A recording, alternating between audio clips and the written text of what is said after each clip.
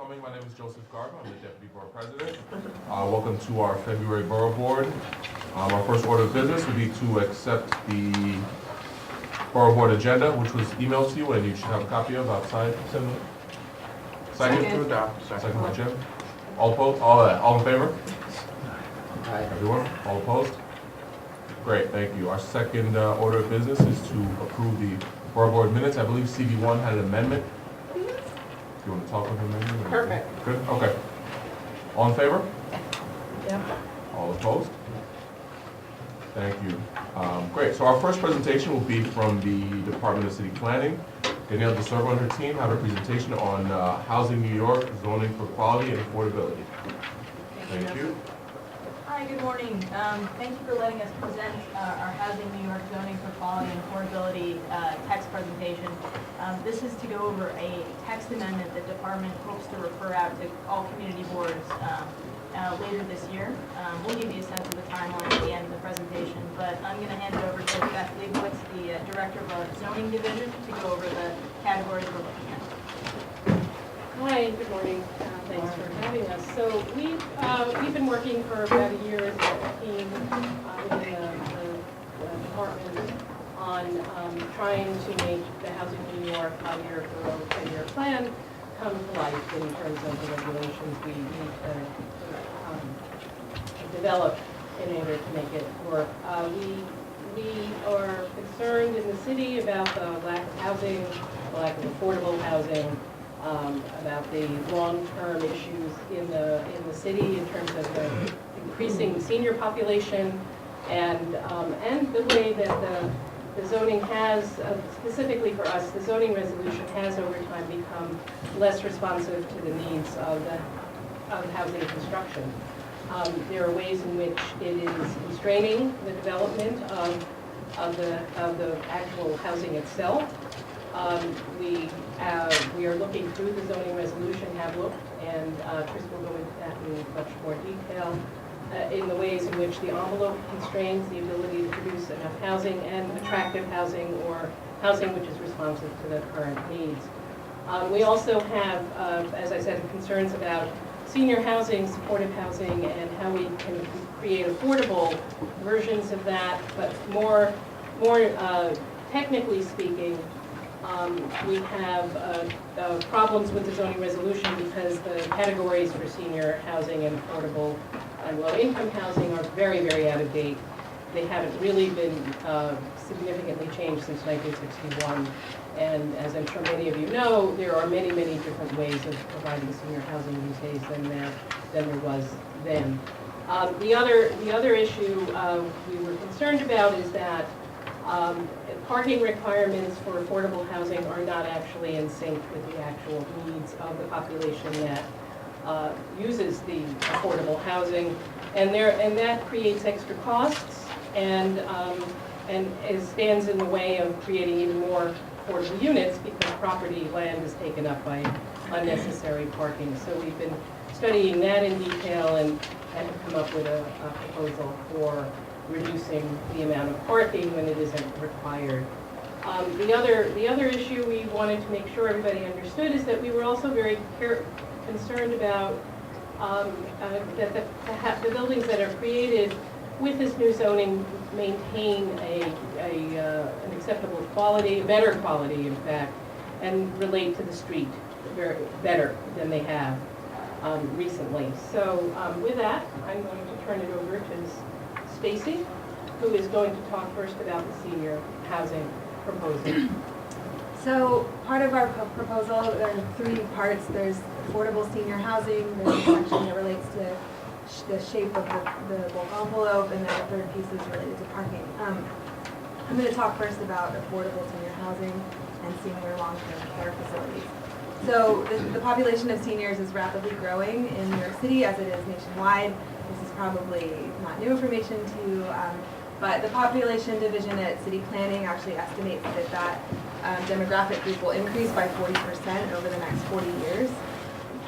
And what's interesting about this change is that we're actually going to see the senior population change a bit. So the population of older seniors, so the people older than 85, will be increasing, as will the younger senior population, so people in their early 60s as the baby boomers kind of move into their 60s. And so this is creating not only a larger population, but a more diverse population with a wider range of housing and care needs. We've also communicated with the Department of State, who licenses some of these facilities, and other city agencies such as HPD, and they have told us that there's already today a very serious shortage of housing and care facilities for this population. The state estimates that there's already a shortage of about 9,000 nursing home beds in New York City, and we have half as many assisted living beds as do other counties in New York State. And HPD said that for every one affordable senior unit that they put into their lotteries, they have at least 60 people applying for those units. So we really want to look at ways that we can promote this type of housing and how we can remove any barriers in the zoning resolution that may be impeding the growth of this housing type. So we looked very broadly at the city and kind of what types of housing fall into this category. And there are really two primary types. One is affordable independent housing for seniors. It's a category we currently call nonprofit residence for the elderly. And these tend to be the independent apartments with mostly no care, very limited care, but they're income restricted and they're age restricted, and they're regulated, again, through HPD or some other kind of subsidy or funding source. These are usually a residential use, so use group two. We also have a separate category, which are the state licensed senior long-term care facilities. So those are the nursing homes, assisted living facilities, and a new type of senior long-term care called continuing care retirement communities. And these typically fall into the use group 3 community facility category. But one thing that we've heard through having conversations with architects and advocates and other people building this type of housing is that they'd like to try to mix these types of housing and also mix them with other types of housing, with other maybe low-income housing types or other market rate housing types. So, and right now the zoning makes this difficult, and so we want to change the zoning to make sure that these kinds of configurations moving to the future, where we might have mixed income, mixed age, and mixed care types, could be feasible. So our proposal has a few different aspects when it relates to these uses. First, as Beth mentioned before, we'd like to update the definitions. They haven't been updated in 30 years, and they are today obsolete. We don't actually refer to all of the types of senior long-term care that the state licenses. For example, assisted living isn't mentioned anywhere in the zoning resolution, and this is confusing. Second, we'd like to rationalize the floor area ratios and also the bulk envelope constraints. So what that means is today we actually have different floor area requirements and different heights for residences and for community facility for nursing homes. And we'd like to treat them all in the same way. Today, the nonprofit residence for the elderly category receives a bonus floor area. It's actually about 20% higher than the underlying residential floor area. So we'd like to rationalize that framework for all of these senior housing types.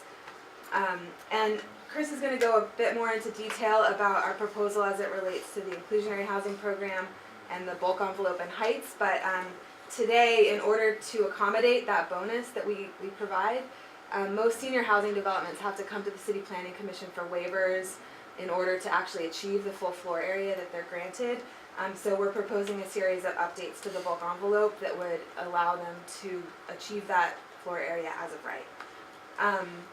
The final piece is we have a certification and special permit process for nursing homes that was created in the late 60s, and this looks at the concentration of nursing home beds as it relates to the citywide average, and it's only triggered if you exceed the citywide average.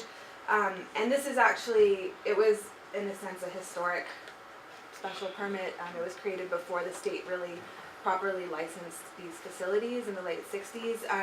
And we think that it's redundant with the review that they do today, which is much more extensive, and it creates an additional cumbersome and expensive process for nursing homes, both new nursing homes and existing homes. So if a nursing home wants to add something like a green room or expand their dining hall, oftentimes they have to come in for this special permit, which includes seeker review, and it's very expensive. So we're proposing to eliminate that special permit citywide for nursing homes. So I think we're gonna go through the whole presentation, so I'm gonna pass it off to Chris, but if you have questions, you can hold them till the end, please.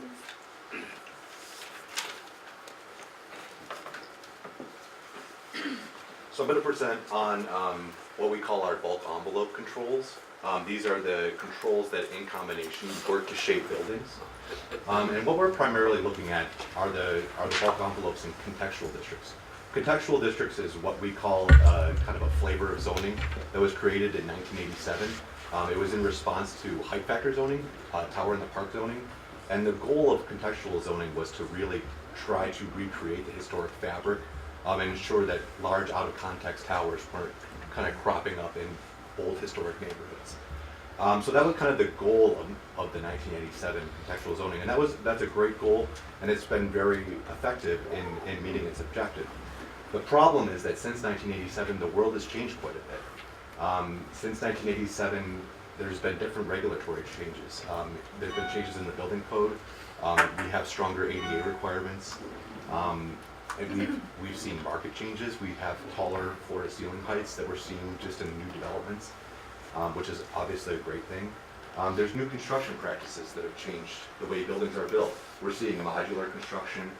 There's also a new form of construction called block and plank construction that changes the dimensional parameters of how buildings are built. And also, we're also seeing more irregularly shaped lots being developed. And the combination of all these things has made the contextual envelope pretty unworkable in a lot of different scenarios. When you add to that programs like inclusionary housing that give a floor area bonus, it becomes almost impossible to accommodate that FAR, and that undermines the bonus of the program.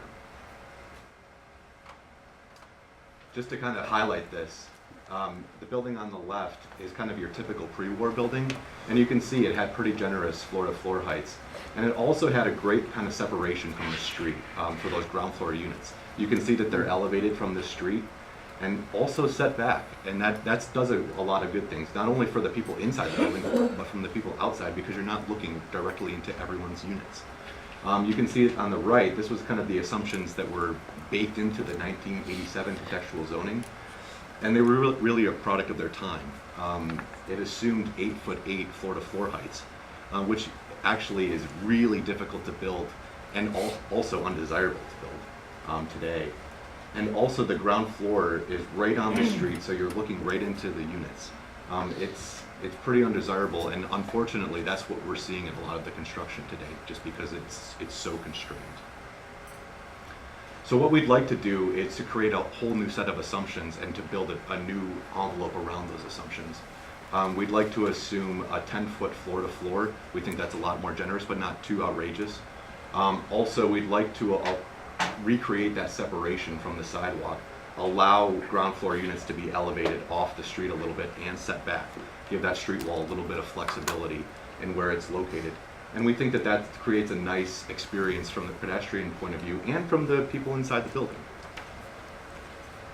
Secondly, we want to incorporate new construction methods into our assumptions. You can see that on the top right, the 1987 contextual envelope assumed a building depth of about 65 feet.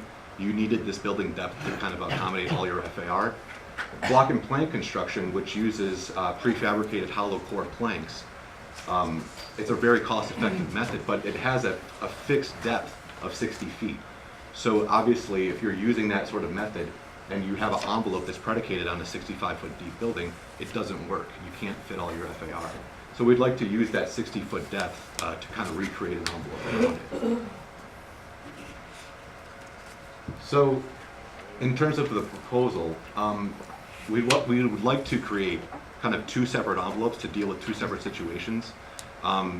First, there's just the generic contextual districts, and then there's when you're inside inclusionary housing areas, you have that extra FAR. So we think there should be a separate envelope to deal with those situations.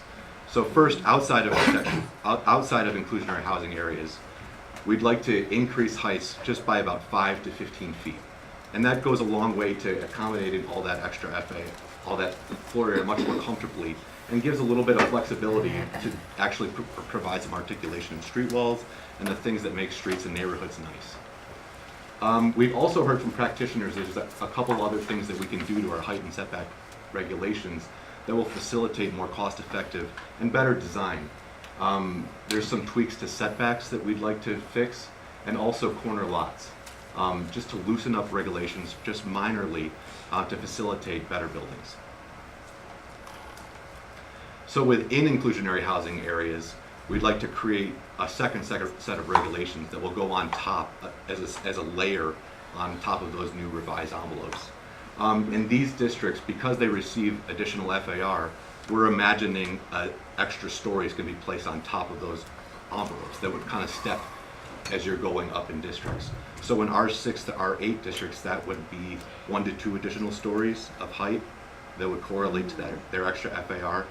R9 to R10 districts get a lot more FAR because they have a lot more underlying FAR, so they might need a little bit more stories on top of that. Second, in order to, we're imagining a few different fixes that we can create. We're imagining them as relief valves that would take the pressure off the envelope and kind of bring down the heights. First, we'd like to allow in the rear yards, as a permitted obstruction, accessory residential spaces.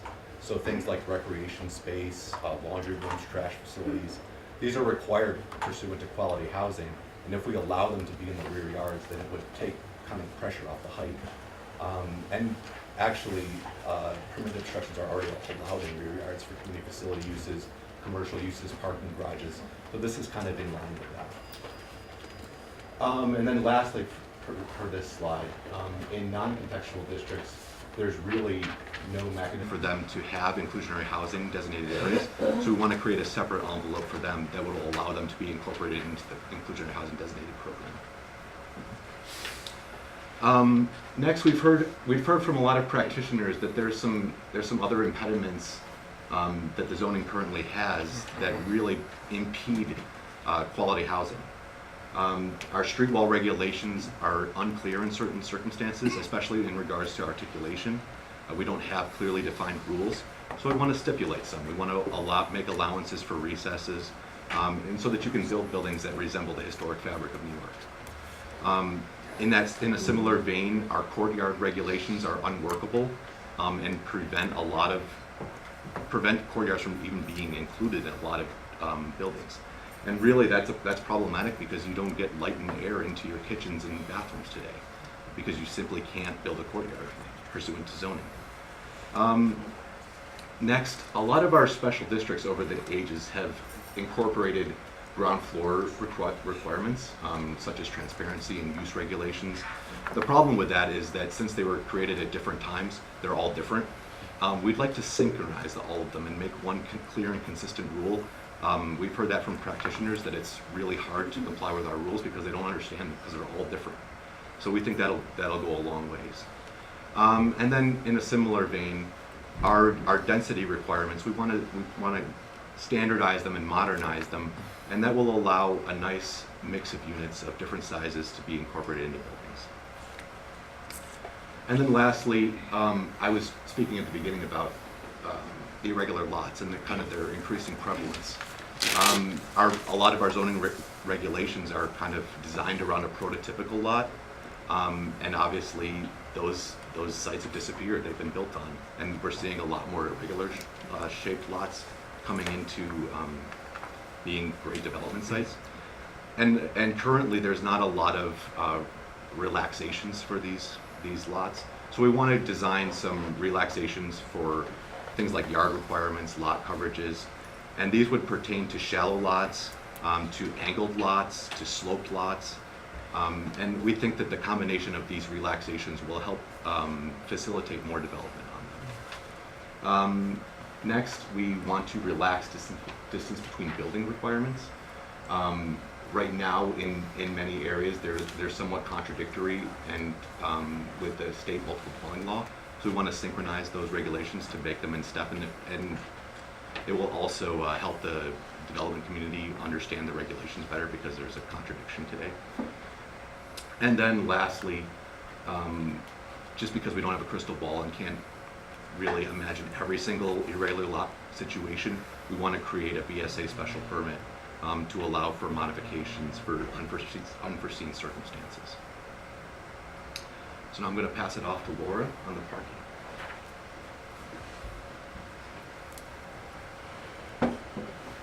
Hi. So the final component of this proposal relates to parking requirements for affordable and affordable senior housing. We know that the cost of providing off-street parking is incredibly expensive, especially in Manhattan. And there are currently no parking requirements for the bulk of Manhattan, wards 1 through 9. But north of Central Park, 10, 11, 12, or I'm sorry, 1 through 8, and then 9, 10, 11, 12, we do have parking requirements, and we find them inconsistent with car ownership rates and other factors that relate to parking demand and then the cost of development. So we know that low-income households have low rates of car ownership. This is especially true in areas close to transit, which is largely the entire portion of northern Manhattan. Because it's so expensive to provide, it's also typically expensive to use those spaces. So where we have parking requirements for affordable housing, residents who may move into this housing with cars still may not be able to afford to park in the spaces that were required for them and typically park on street instead. So we believe that the parking requirements sort of impose cost to affordable housing. We know it can cost up to $50,000 per space when you build structured parking, which is typically what you're sort of forced into in northern Manhattan because there are, there are significant land constraints and building constraints. And so we really see that the cost to provide the parking leads to an inability to provide the full amount of affordable housing that might be built with that same amount of public subsidy. The table that you see below reflects some analysis that we did using DMV data and matching it up to specific addresses.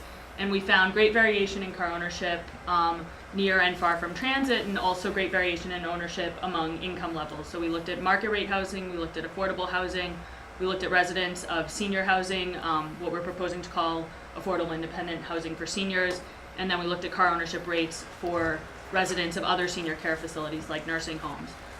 We do have parking waivers available for many types of lots, if they're small lots or if the development generates under a certain number of parking spaces.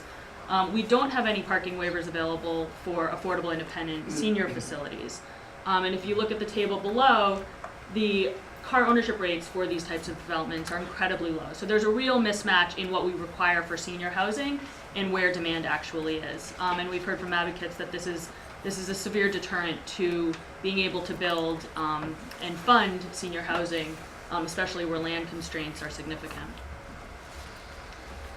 So we have sort of two sides of this proposal. For the first time really ever, we are looking at proximity to transit as sort of an influencer on how we may regulate parking through zoning.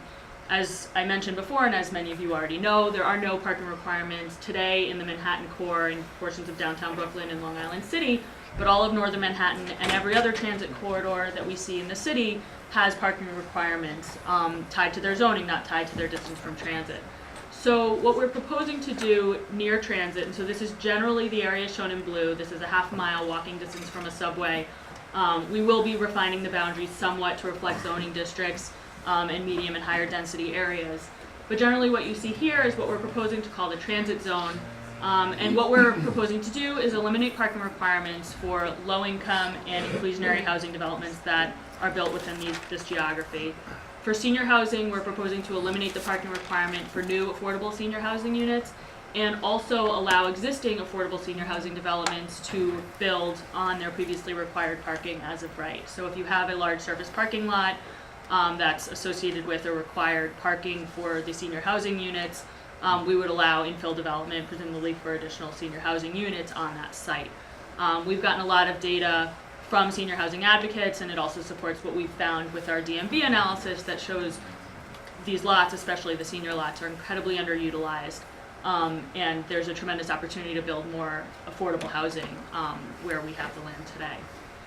We're also proposing to create the opportunity through discretionary action to allow new buildings to reduce the required parking for the market rate units as part of a mixed income development. So if we have, say, under an inclusionary program, an 80-20 building, Under the proposal, there'd be no parking required for the affordable units that are built as part of that proposed vote. There would still be the underlying residential parking requirements for the market rate units, but through what we're proposing as a city planning commission authorization, an applicant would be able to come in to reduce or eliminate the parking requirement for the market rate units that are built as part of the mixed income development.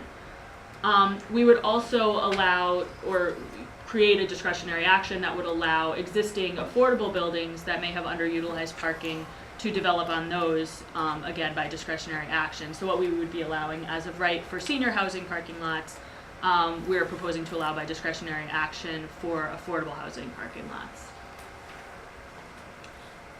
We also are proposing some changes that would apply to the rest of the city, so the areas sort of outside of the transit zone. This isn't particularly relevant for Manhattan because we are proposing to include all of northern Manhattan in the transit zone. But elsewhere in the city, we would be simplifying the existing reduced parking requirements. And today in the zoning resolution, if you want to build an affordable housing development, you're kicked to a section in the zoning resolution that lists 4 different types of affordable housing. It references programs that are outdated and obsolete and don't even exist anymore. And so what we're proposing to do is consolidate all of those under the category of parking that has the lowest requirement today. And all new affordable housing that gets built outside of the transit zone would be pursuant to what is today known as column C. And for senior parking, we would reduce the parking requirement for new low-income senior housing in medium-density districts to 10% and eliminate the requirement in higher-density districts. We would also be allowing, again, by VSA special permit, existing low-income senior housing developments to reduce or eliminate their parking. So what we would be allowing for senior housing in the transit zone as of right would be allowing through special permit outside of the transit zone. Right. Sure. So let's come to the schedule and then we'll go to questions. Again, we're just starting our outreach. This is our first sort of public meeting with folks, just by virtue of the schedule.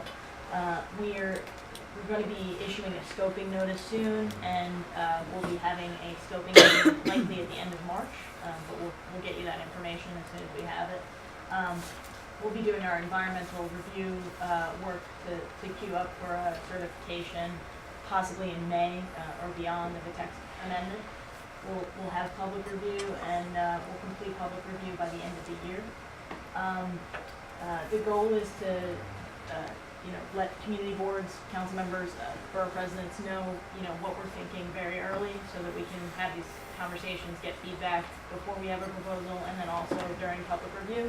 And obviously, because this is a citywide text amendment, when certified, the borough board will take this up eventually.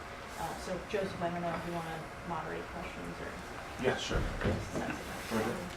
I certainly will. I'm really excited and impressed with this because one of the issues that our community board faces right now is senior housing and what we're going to do with our baby boomers who are, on the verge of retiring.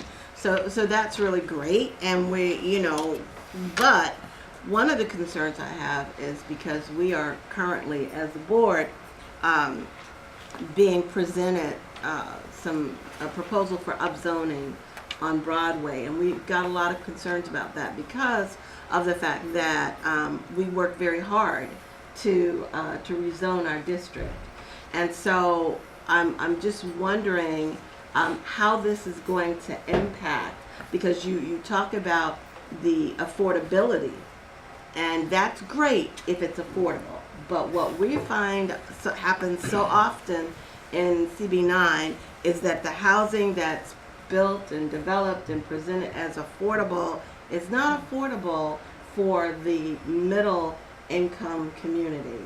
So how is that? Because this, it sounds really great. The senior component is phenomenal, but how are you going to, my question was, how are we going to make sure it's affordable? So the applicability. And what is your rate of affordability? Sure. In this? The applicability of this has to do with the regulations that govern the height and setback of inclusionary zoning and senior housing. That's what you're seeing today. Mm-hmm. In this proposal, there's no changes to affordability requirements in zoning. The department also in partnership with HPD, is putting together a proposal for mandatory inclusionary zoning, which will cover both the percentage of units in a building and also what the AMI ranges would be. When we talk about affordability in context of this proposal, we're talking about lower income housing, which is roughly 80% of AMI and below. Is that correct? So it's 80, it's definitely 80%? This would be applicable to affordable housing today that's 80 and below. We're putting forth a proposal in the future, which has not been, developed yet, to look at what the affordability requirements through zoning would be for future applications. Do you have a timeline on that future proposal? I'm sure other folks will have Yeah. Sure, so similar questions about that. the deputy mayor has said that there'll be a spring proposal, so that's what we've heard for now. Spring of Something of this 2015? year, yes, correct. And the second part of my comment is that the whole DMV survey data, we found that is not really effective in our community. The reason being is that so many of our residents in our district, their cars are not registered with the DMV. So in recent development where the developers said to us, oh, well, there aren't very many cars in this area, it's contrary, because we have individuals who have cars registered in New Jersey and Pennsylvania and Connecticut, and so they're parking every day, and so it skews the percentages. I think we're aware of that problem, and it's a citywide problem. It's expensive to register a car in New York State, and a lot of people go out of state. We did back up the analysis with census and ACS data that showed rates of commuting by car and low-income renter households who own cars, and our data certainly, the data that we found through other, through the census and through the ACS supported our overall findings and didn't change our conclusions here. I think we recognize that many low-income households do own cars, but I don't think as a matter of public policy, we feel that public subsidy towards affordable housing units should be going towards building parking. As I mentioned, it can cost up to $50,000 to build a parking space, and I think there's certainly no restriction on the ability of a developer to provide parking should he or she choose to do so, but from a policy standpoint. Christine? Yeah, I have a few concerns, but I need more detail. The setbacks have been a big issue in our neighborhood, and making really the streets setback have been used by some developers, and it makes the street look really bad, and depending what it is. So I think we need to be really careful about the setbacks and how they apply to the context of the street. And we look forward to talk more detail about that. The uses on the first floor, I didn't catch exactly what you were suggesting about uses, whether they would be commercial uses or not. In a lot of neighborhood, we'd like to have commercial uses, but also we would like restricted uses of not bars and things which are open until. We have a lot of situation in our neighborhood where people are trying to compensate for affordable housing above, and they don't make enough money, and they want to open bars until 4 o'clock at the lower level. And so we need to figure how to do that so people can, it's affordable, but they can sleep. And then finally, parking, my favorite subject. I applaud. Oh, we know. I applaud what you are doing there.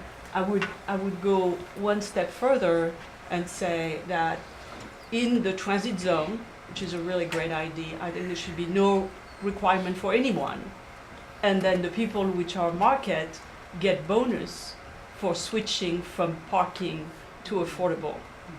And therefore, you encourage people to switch for the other things. If we think that poor people can take the subway, rich people should be able to take the subway too, and not.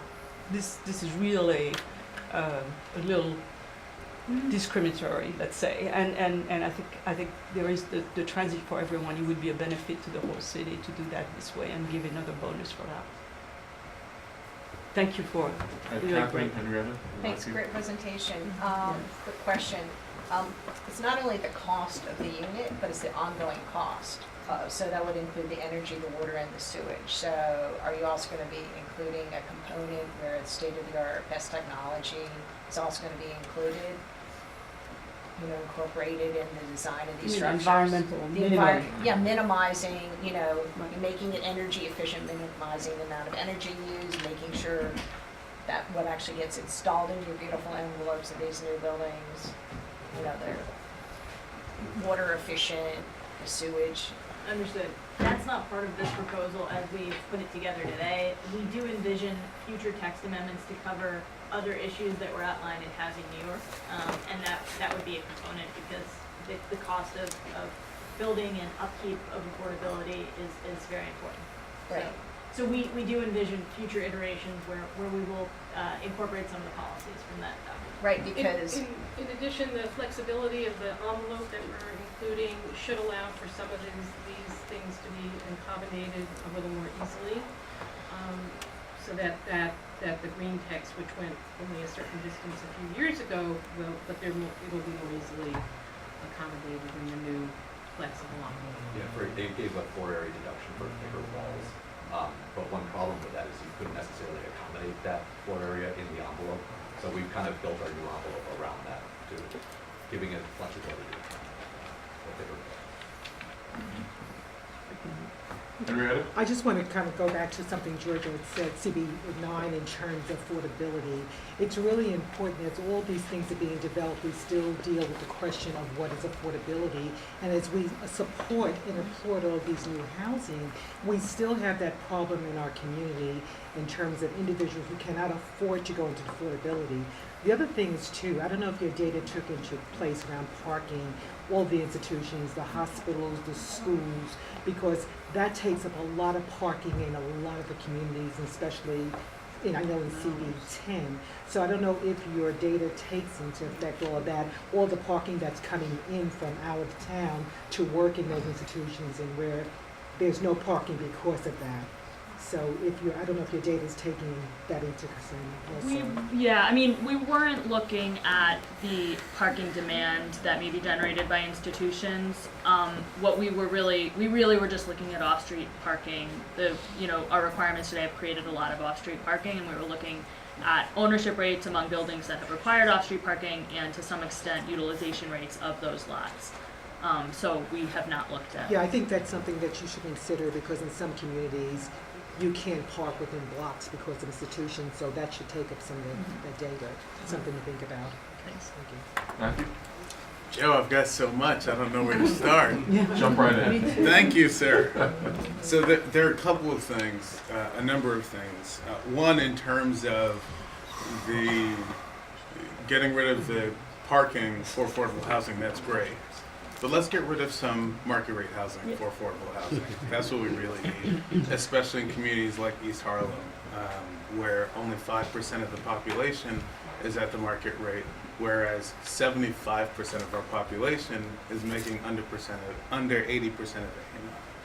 And it's nice to hear that city planning, HPD, the administration are thinking about rezoning. But it's frustrating when you go to the State of the City address and the mayor's talking about big plans for East Harlem,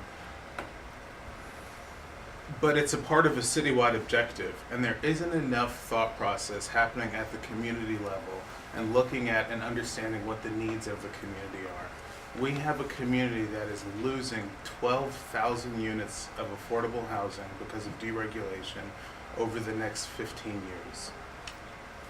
And when we're looking at the same income bands as was articulated, we're not doing enough to take care of communities like East Harlem. We're decimating them. And unless we figure out a way to shift the income or the housing stock diversity, we're going to kill communities like East Harlem and the history of East Harlem. And when we look at supportive housing, when we look at senior housing, already over half of the seniors in our community are rent burdened. The number of people who are rent stressed is enormous as well. And until we are really thinking about what the community needs are versus citywide numbers, because citywide numbers mean nothing to East Harlem. But the fact that I have people who are losing their homes, that means a lot. And what is happening at the citywide level to address the needs of the communities? I mean, this is the stuff that keeps me up at night. And I know it's, Can I just jump in for 1 second, because this is HPD and not you, but the issue of this preservation, when the mayor, and I brought it up with him, and he said, oh, yeah, you're right, I'm always right. The issue is that the number, I think it's 35 million for legal aid, doesn't do anything even for East Harlem really, because you have to be under a certain income in order to get legal aid, by Right. law. Okay. Mayor said, oh, yeah, that's a good point. So you gotta really think of that, because it's not gonna help with preservation. It'll help Right. some, but there are tons of It's people who are peanuts. dollar over the legal aid / legal services, et cetera, income bracket. So that really has to be considered. I don't know what Schneiderman and the mayor announced today about some tenant protection thing. I honestly don't know what that is.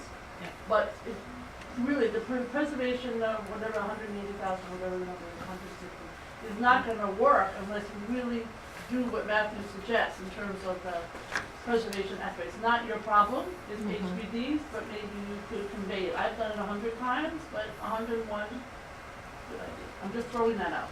Sorry, Matthew. no problem at all. Nobody No, I else seems to appreciate be that. saying that, and I think. No, you're I talking th- about- look, I know think- that income bracket only too well.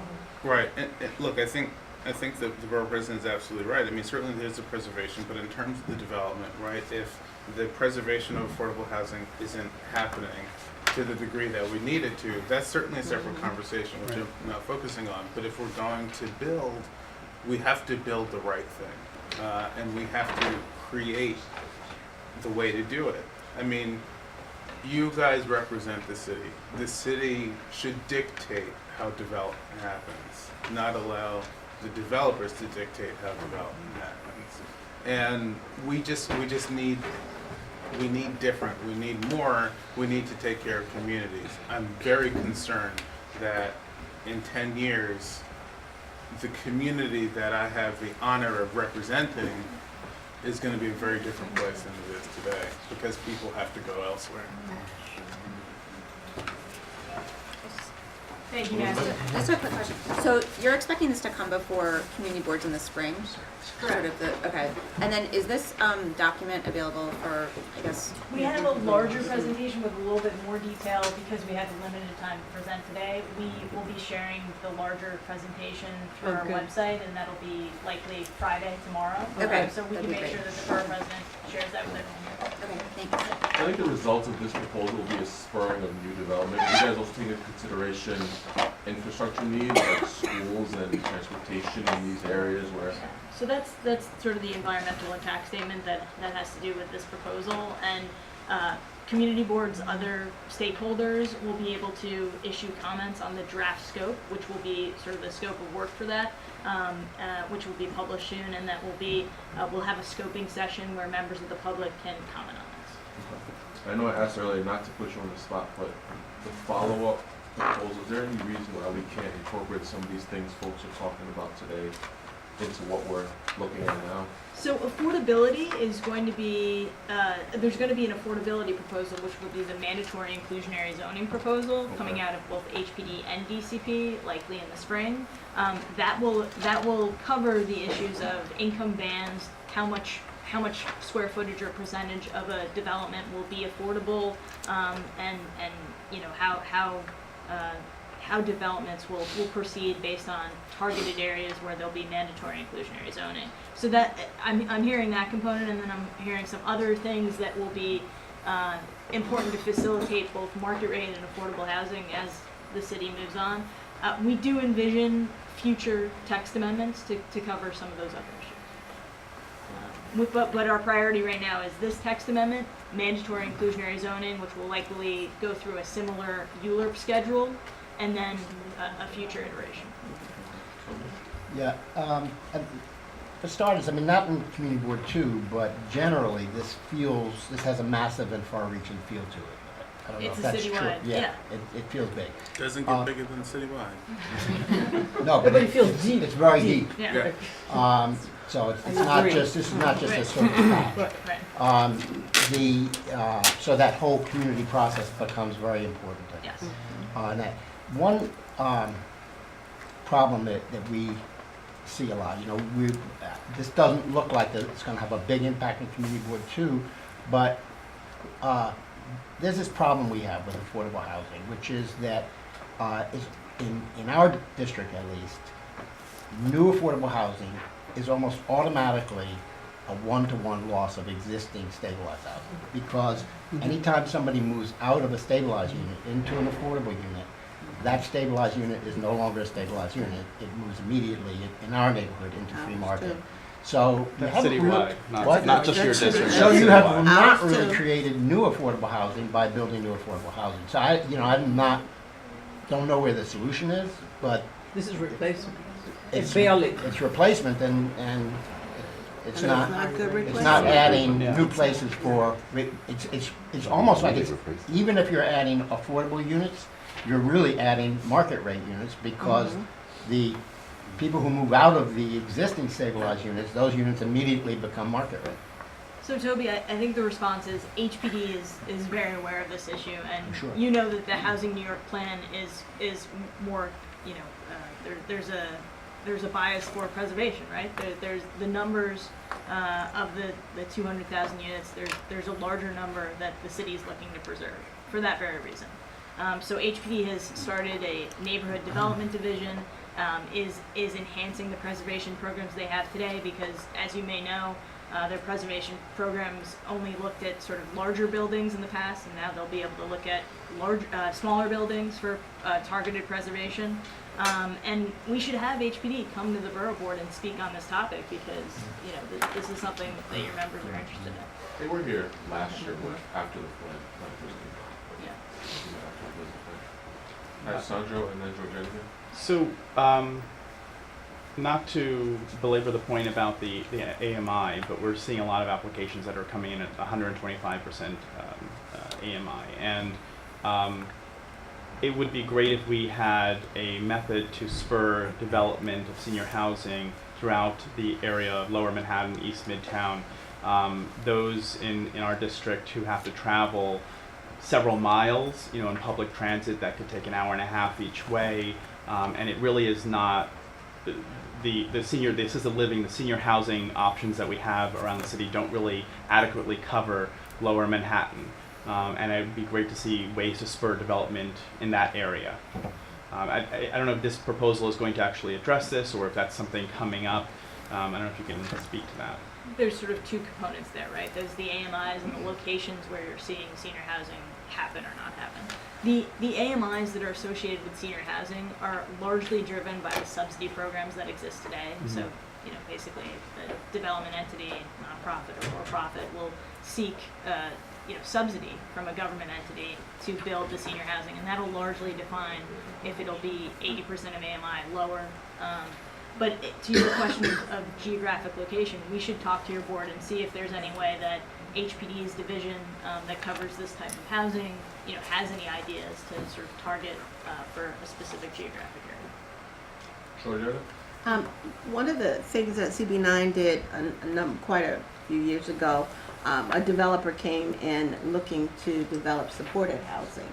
And CB9 gave a stipulation in order to support that, that there be 14 units out of 34 units set aside for seniors from our district.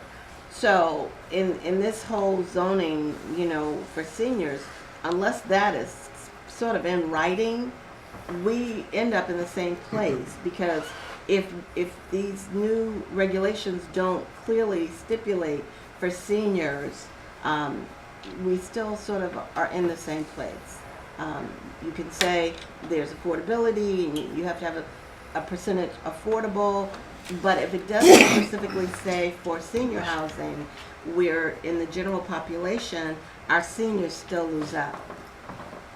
The zoning wouldn't govern the applicability or the target group that this is that housing is available for.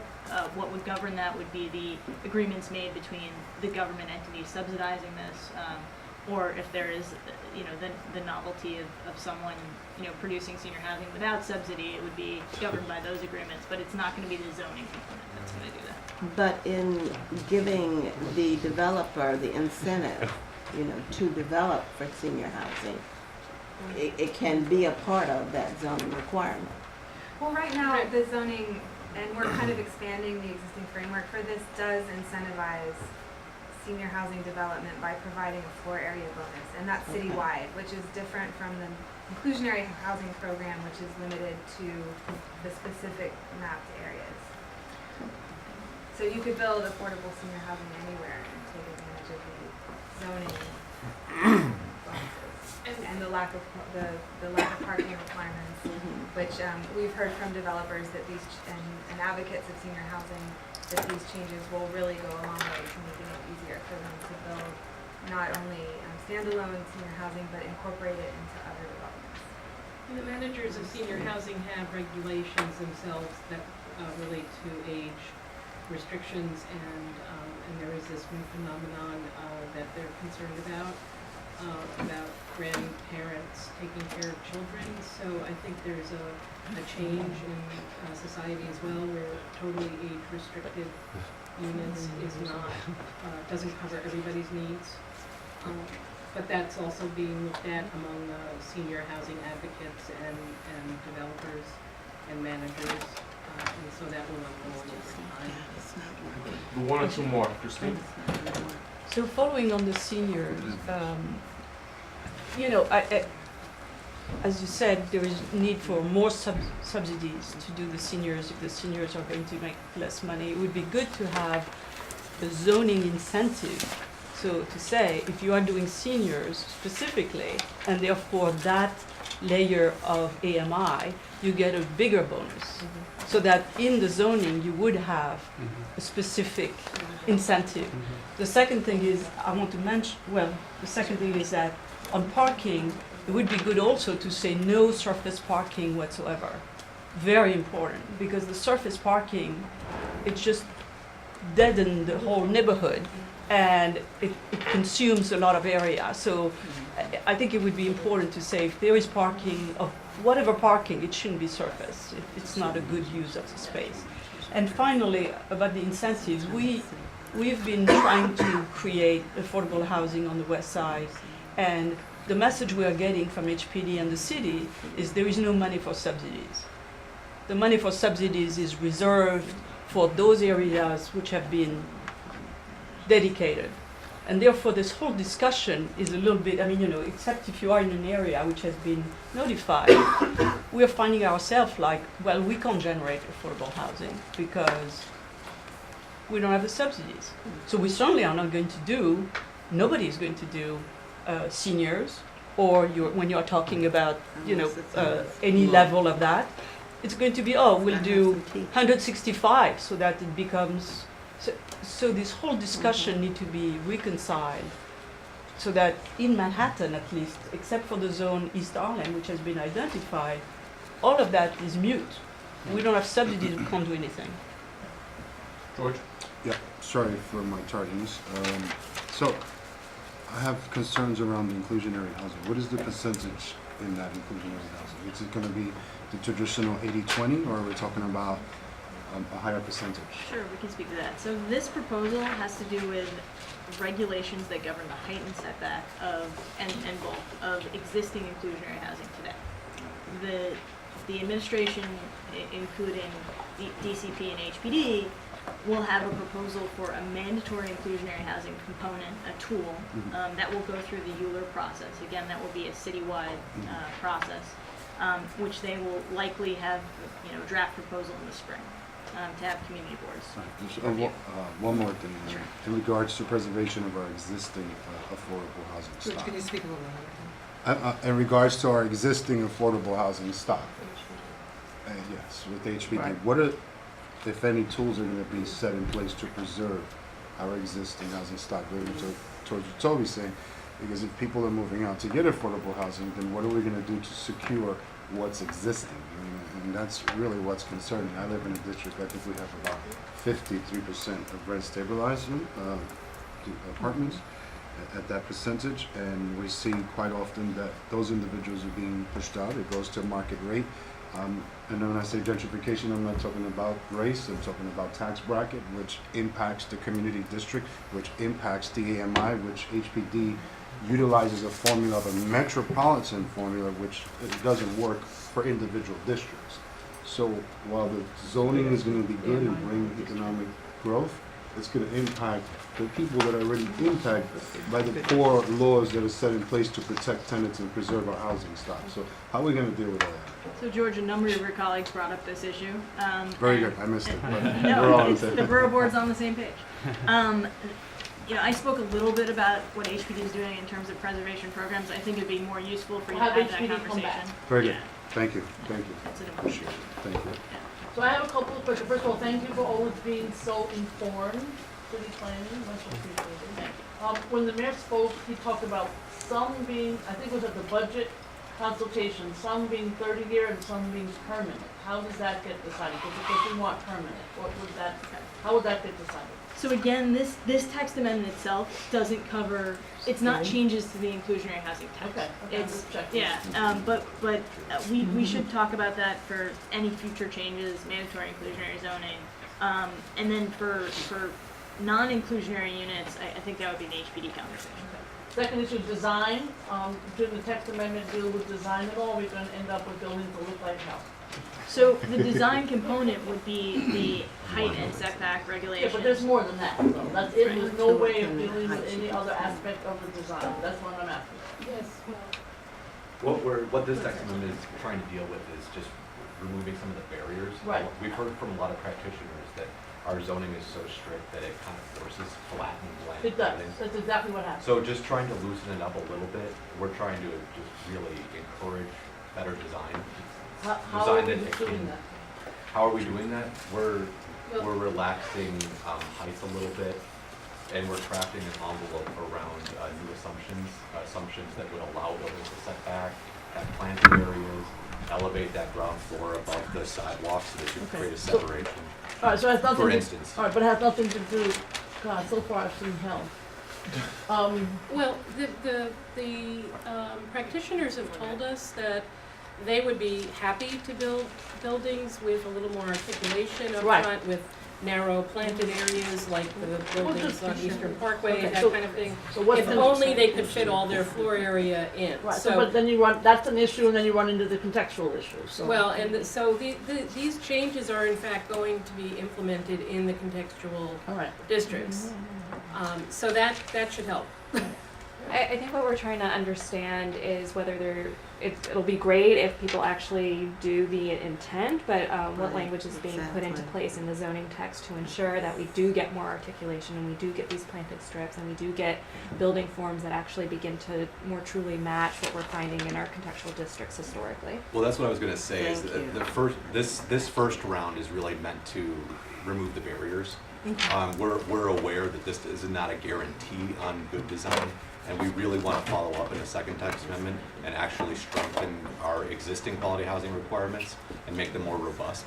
Okay, but I'm just, so when you say, maybe I don't know, the second one would be after buildings have been built, or before these buildings in East Harlem, for instance, have been built? The second text amendment? The one that would improve the design. Right. I don't really understand that. Right, so the initial time constraints were basically a city hall effort to do as much as we can, as quickly as we Well, I can. understand all that. And the second round, quite honestly, we haven't put a time Okay. frame on it, but we do have not only that on the laundry list of many things we'd still like to address, Okay. but other things as well, and we will proceed to that as quickly as we can once this text is moving through the process. I thought I heard a timeline on a spring draft. That's for this. That's Okay, but for It's this. feasible, we can. That's for Oh. this text. It's I know. feasible. We're talking about No. referring this text out sometime this spring, Okay, adoption. I'm just saying, I love de Blasio, but he has no taste, okay? And one of the is because he wants to build, and I got it, okay? Right. But taste is not in his vocabulary. Right. So but it is in some of ours, Yes. okay? Particularly in the neighborhoods that we're talking about. So I'm just saying, that's gonna be a challenge that we really need to address before the second round, because otherwise you're gonna have some ugly buildings that look like, is in the New York Times today, like you're missing a tooth. Right. That's what it said in the New York Times today. Mhm. So I'm just saying, we're gonna bring this up and we're not gonna let it go. Okay. Okay. Second is retail. Lauren knows how I feel about it. So I asked de Blasio and he said, not gonna be discussed now, but I am gonna discuss it now. So how do you make sure in these buildings there is small mom and pops and not chain stores? All right. Affordable retail. Yeah. Affordable retail, yes. So what's the, Yes. what's the deal with that?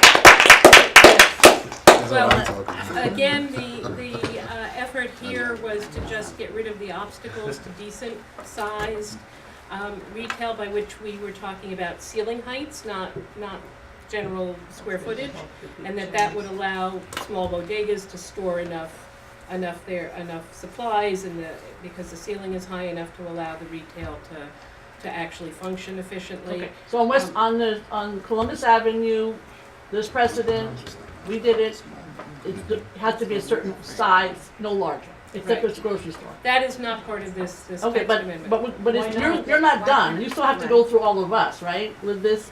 Okay, so I'm just saying, we're gonna fight on that. Okay, So, could I add to your? Yeah, I'm just saying, we cannot have big box stores on every single new building. And let me be clear, I'm sorry I get angry about this, but I do. Every new development in Manhattan, 100% Absolutely. are doing chain stores. I have never even seen a new development that doesn't And have a chain bars. store. Go Absolutely. down Columbus Avenue, go other communities, it is 100% chain stores, not 99.9.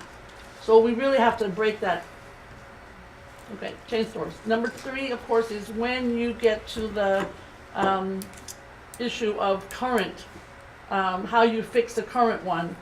Will the two-door issue come up? Is that gonna be an issue in this text amendment, or we're not gonna have that issue? So once again, we're not amending the inclusionary housing text No, in I this. understand that.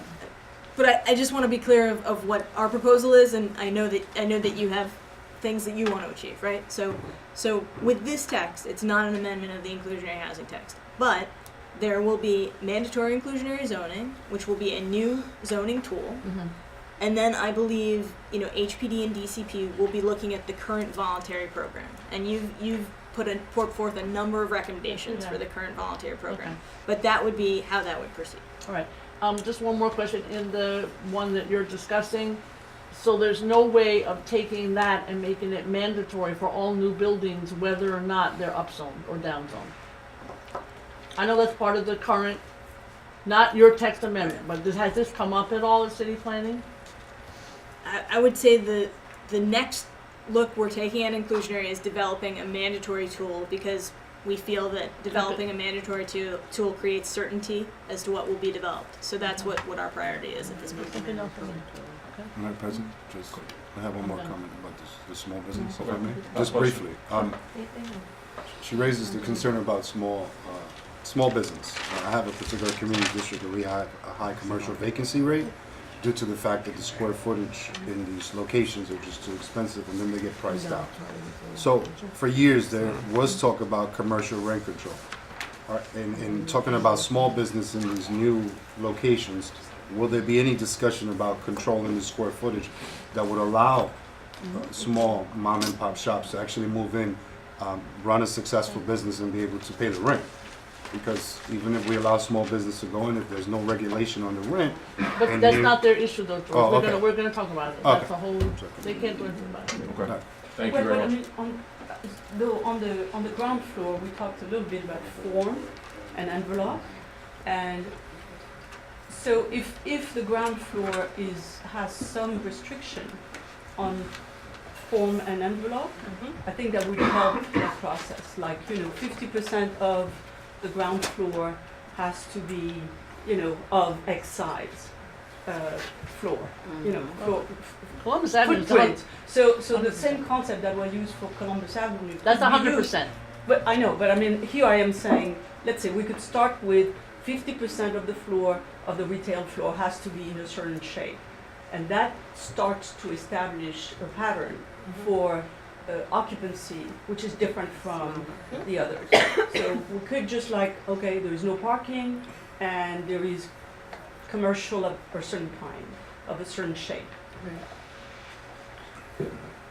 Thank you. Can I ask one question about timeline? Sure.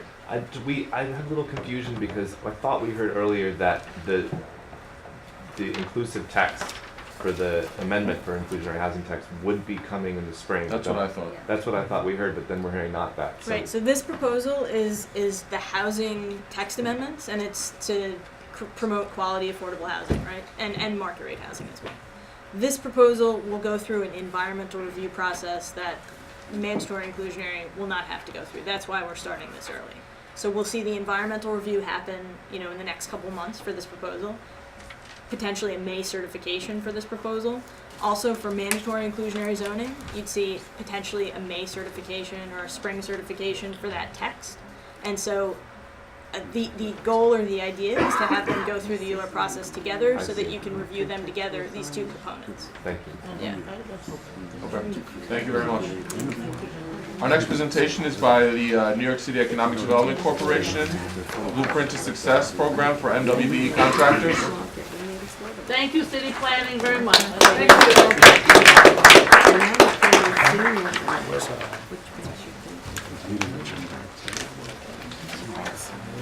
Thank you.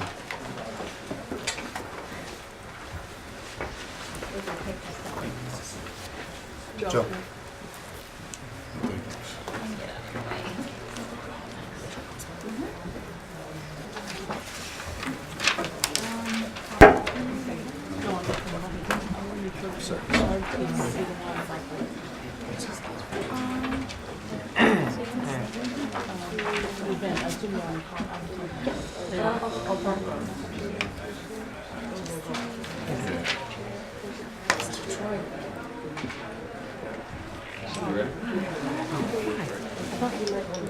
Okay, we're going to start now. Hi, good morning. My name is Claudia Flores, and I'm the Senior Program Manager of Blueprint to Success. It's one of our capacity building programs for MGBEs in New York City. So just to go over a quick... What's in WGB? It's minority and women-owned businesses. Okay. Yep. Of course, same. Yeah. So just a quick agenda. I'm going to go through the opportunity program that we have at EDC, and then we're going to dive deep into Blueprint to Success. I'll go over the application process and the timeline, and then we'll have some minutes for Q&A. So the Opportunity MGB program was created back in 2006. Because EDC really values working with diverse communities, and we wanted to increase the participation of MDBs in our projects. One of the ways that we do that is to set MDB goals on all of our projects. Those goals range from anywhere from 20% to 35%. Our second way of doing that is we've created a set of capacity building initiatives to bring support to these MGBEs, and we have 3 of them right now. One of them is our Kickstart loans, which offers upfront capital and cash flow support loans for MGBEs working in the public sector. The second is Money Matters, which is a financial literacy course for MGBEs that are interested in working in the public sector. And it goes through their cash flow and how to manage the project successfully. And then we have Blueprint to Success, which we'll go into in a little bit. And we've also increased the transparency and all the information that's available on our website about our projects. So whenever a project is posted, we have an interested subcontractors list that MGBEs can access, as well as the primes that end up winning these projects have the availability of networking virtually with these MGBEs. So Blueprint to Success is one of our pillar programs of the capacity building initiatives. It was created back in 2012. And since then, we have graduated over 30 firms and helped them achieve over $7 million in public sector opportunities. From all the participants through this program receive an in-depth assessment of their business and one-on-one technical assistance, and that is geared towards building individual capacity and very customized capacity for these businesses. From that, a tailored business curriculum is designed. So depending on the expertise of each of the firms, we will decipher if they need to take specific classes and they don't necessarily need to take all of the classes in the curriculum. There are also opportunities to network with our construction managers and the primes that are currently working on EDC projects. And they will have access to a management consultant firm that will offer business coaching and construction expertise throughout if they are on site and on a project. New this year, we have 3 consultants. R6 Catalyst, which is an MDBE, and they will be our management consulting firm. Bach Capital, which is a community development financial institution. They are they're not designated as an MDBE, but they do work with small businesses and with a lot of MDBEs throughout the city. And then we have EMDO Enterprises, which is our marketing consultant that will help the participants with their marketing and how to brand their business. And they're also an MWBE. So R6 Catalyst is going to be managing the assessment process of each firm. So after we select our 20 to 25 candidates, they go through a series of in-depth interviews. The consultant goes on site, and they will in turn develop a report that is given, one, to each individual firm that identifies each of their needs, and secondly, it's used to develop that tailored curriculum for each firm. Now, the curriculum is going to be delivered by Bach Capital together with EMDO Enterprises. And after having 2 iterations of this program and talking with our construction management firms and the primes that are working on EDC projects, we developed 2 modules that are really pertinent to the needs of MDBs that are working on our projects. So the first module is technical and administrative training. That's going to be very practical and technical training for how to deliver your requisitions on time, how to fill out correctly your certified payroll, how to understand your contract so that you can negotiate and understand the specific clauses that affect your requisitions. And then how to get to know the public sector and how to work within and network within the public sector. Their second module is their business management education module, and that's going to focus on how to build a great infrastructure and how to manage your business successfully. We're going to look at construction accounting, managing your cash flow, how to create a strategic plan for your business, and how to implement that in the next 6 to 12 months, and even beyond into the 3-year mark. And then as well, we're going to work on branding and marketing.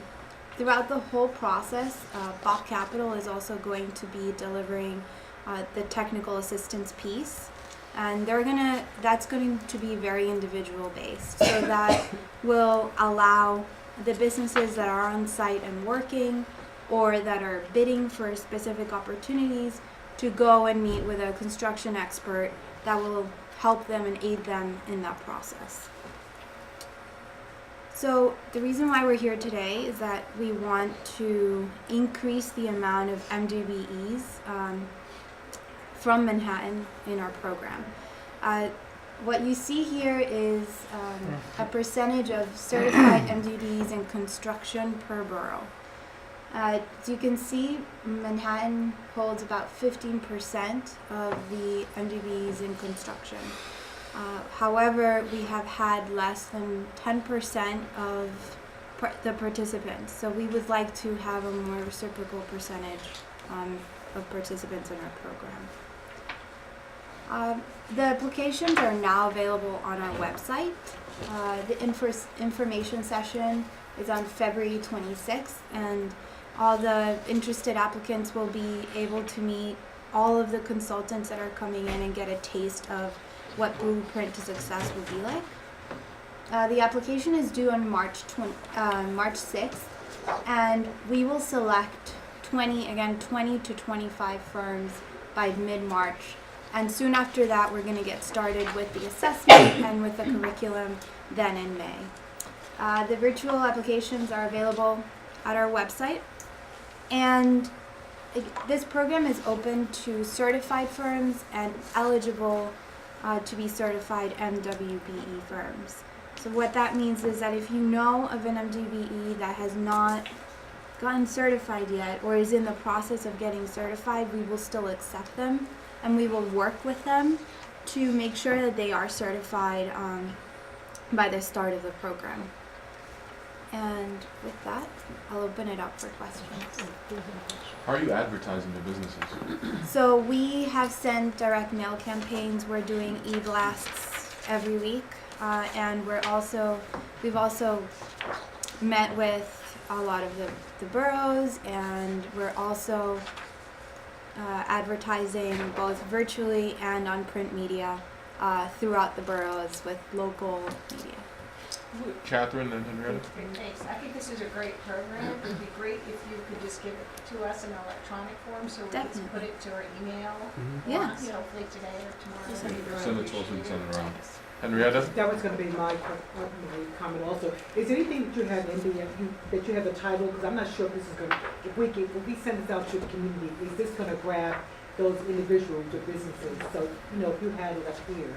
MBEWB as opposed, in addition to blueprint. Exactly. Because people know what MBE, they don't know what blueprint is. And you need to also spell it out at some point so people could understand what it is, like you Right. said, what is it?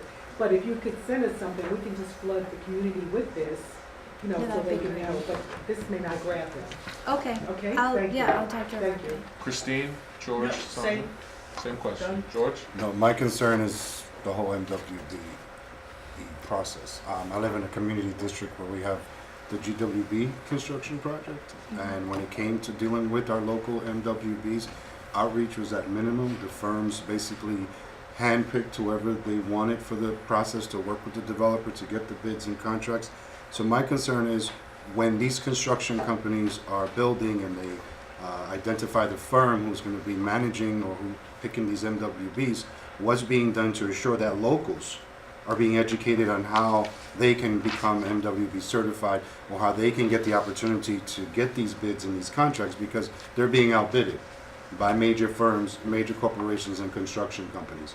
So while this is great to educate and get more firms, where's the mechanism on control to assure where development is taking place that the locals benefit from this? Because I don't see it year after year. These big construction companies come in, there's only a select group of people who get the contracts, and the people that live in the district are pushed out. And I'm probably off topic, but I gotta bring No, it it's up. okay, someone, go ahead. You can only talk for EDC probably, but go ahead. Yes, I can only talk for EDC, and we are one of the tactics that we're using now in identifying these participation plans and gauging how effective they are is how many new MWBs are hiring and how local they are. So we go through, when we receive a subcontractor participation plan, we go through an extensive review process, and we award points of quality points to each plan that is submitted under each project. And depending on the quality, you receive more points on the selection. So we have it as one of the big selection criteria in each of the programs, each of the projects that is being So there's two bidded. questions, as one from that Port Authority, but the same concept. So say for instance, I know there's 3 or 4 in boards 2 and 4 buildings that are owned by EDC that are going to be developed, just FYI. So I assume, and then there are other ones. So I'm assuming that those buildings would hopefully fall under this process, right? Yes, Okay. definitely. But then the question becomes, picking up with what George said, it's great that we're doing MBE, WBE, but then would they also hire locally in addition to being an MBE, WBE? I think that's also your question. Right. In addition to being, because I think you can be from Nassau or not, Right. and be an MBE, WBE. Absolutely. So I guess, I don't know if you understand my question. No, but- yeah, I get it. So there are some projects that do have local restrictions to them. One of the projects is Rockaway. We're doing a lot of local NGV hiring there. But you know, with these development projects, all the developers come to us with a plan, and that narrative and all that entire plan of how they hire local MGV firms is one of the criterias for our selection. I don't think that's what it says. What it says is whether, I'm sorry, the NW, once you have a firm which is qualified, there should be a sub-qualification saying, and you are hiring locally in the project area. So, And it's not. Which you could put in your RFP. yeah, we can Right. definitely. Yeah, we can take that back and take Okay. a closer Yeah. look. So Shelby, can you have I a just- question? Yeah. I'm sorry.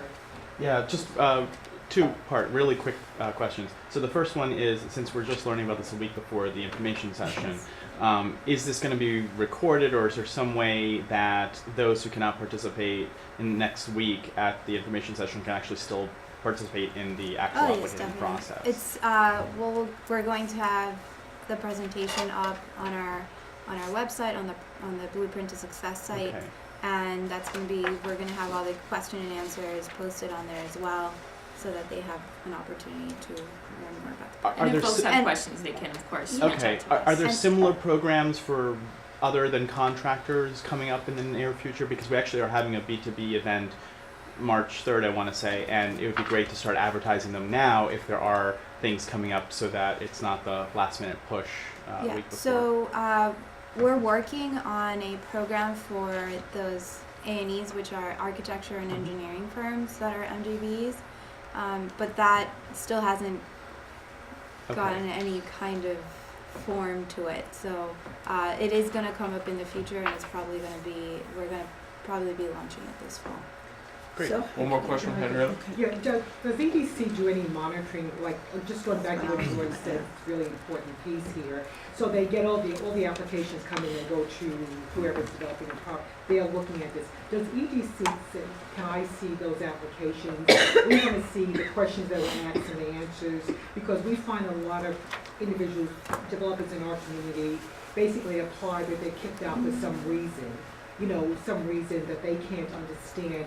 This also goes to housing too, affordable housing. We just found out like 80-20, maybe all the developers are not putting that 20 in, and then they're getting waivers from HPD for some reason to fill it out with outside individuals instead of the community. So we're just learning this, that we need to look at and monitor these applications, because yes, everyone may have an opportunity to apply. They apply, if for some reason, maybe that minority vendor does not get it because maybe there's another question there that we didn't see.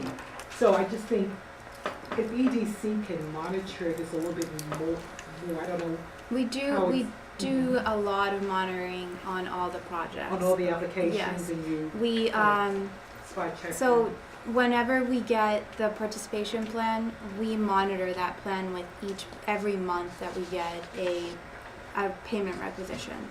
So we will look at how much the MGV has actually been paid.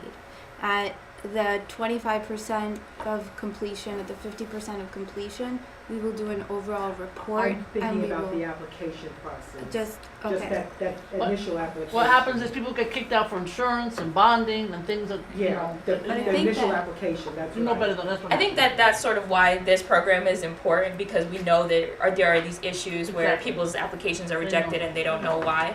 So as part of the capacity building, we want to work with them up front and say, well, these are some of the red flags. This is how you can avoid, being rejected without, I mean, understanding why. it's the first time I've, because I don't think SBS does this. I think this is the first time I've seen support as opposed to apply and hope you do okay. Right. So I have one more. Class is a good idea. Go ahead. I have a quick question. There was some press last year about some of these businesses who were the contractors of record on projects, but the developers actually using other people.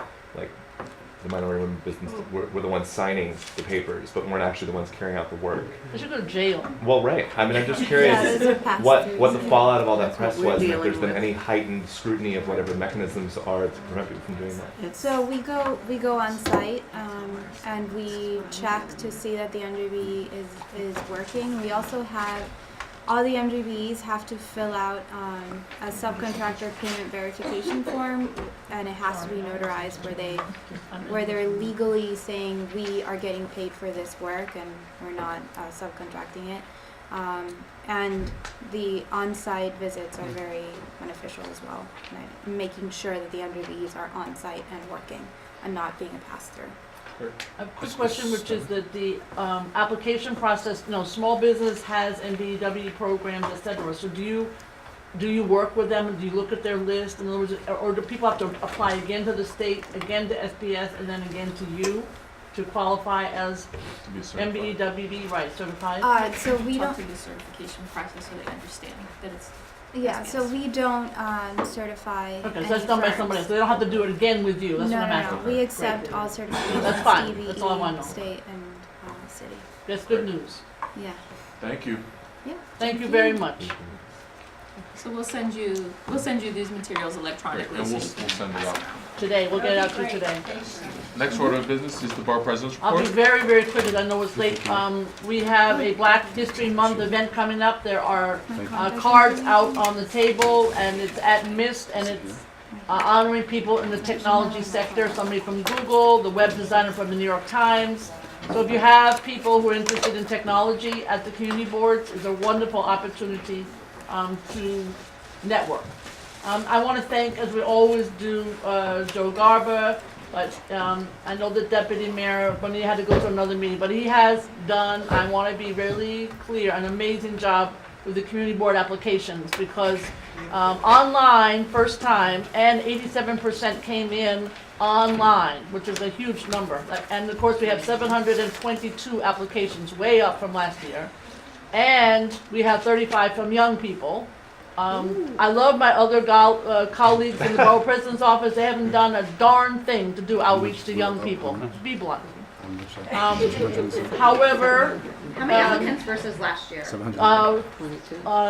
And how many slots versus last year? I don't know, because It's a lot. we don't know exactly. It's a lot fewer though, right? Yes, I mean, it's an issue of who's gonna resign, or who's gonna not be, it's that whole, we have to see.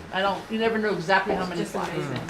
And we are the workshops are already being signed up for in terms of the forums for the discussion about getting on the board. So it's an amazing process, and he devised it, started it, did the software. All of this is up on our website. That's also amazing. So He you also know. emailed it around. Yes, Yeah. he emailed it around. So it's a huge amount of work, and I think it's the first time that technology and community boards have truly gone together. Yay. So I want to thank all of you who participated, and I hope it's helpful to you, which is our real goal, so you know what your demographics and numbers look like, and we will keep you in constant information. So that's my report, because time is of the essence. So, Sam, I just want to tell her thank you so much. I thought it was amazing. You wrote a nice note. It Thank helped you. us. It helped us with other things. Housing, I'm looking at what is happening in our housing shift. I mean, so I thought it was amazing. Thank you for your note. Thank you. Well, you're welcome, by the way. That was very nice. Quick reminder for folks, our capital grant applications are due next week, February 26th. If you have schools in your community boards, you have nonprofits who are seeking capital funding, who have capital needs. Send it out so I could eat It's on our website. Oh, you don't have something separate from the website? We sent something out a while ago. We can resend it. Yes, please. Okay. And I'll have us blast it out. Okay. What's that? February 26th is the deadline. We were fortunate enough to hear in the mayor's preliminary budget we have a little bit more capital dollars this year than we did last year, so it never meets the need, but it's a little more than we've had in the past. So if you have folks with needs, make sure they get in touch with us, come in and meet with us about their needs. Wonderful. Okay. They are coming in, just so you know. We're meeting with about 10 groups every day, so there's definitely a need in the borough. We'll start community board reports. We'll start with CB1. Great, another busy month, thank you very much.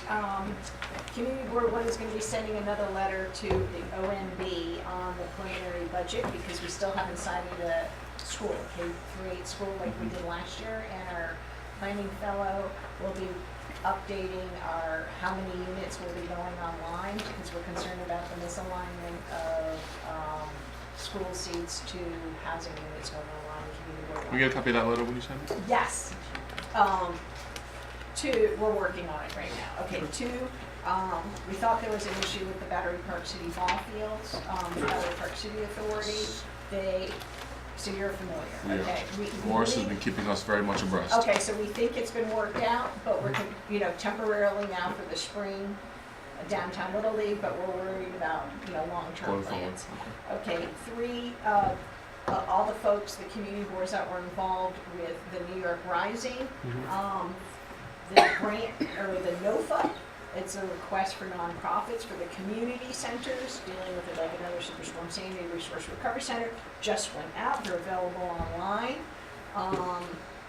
Item number 4, I want to thank, I don't think a representative from New York City EDC has left, but they've been working with us, and I know your office knows about 137 Center Street, so that was a very nice, so the RFP just went out for that. It's gonna have a pre-K in it also. Yes, universal pre-K and also energy efficiency, so Yep. we were concerned about that as well.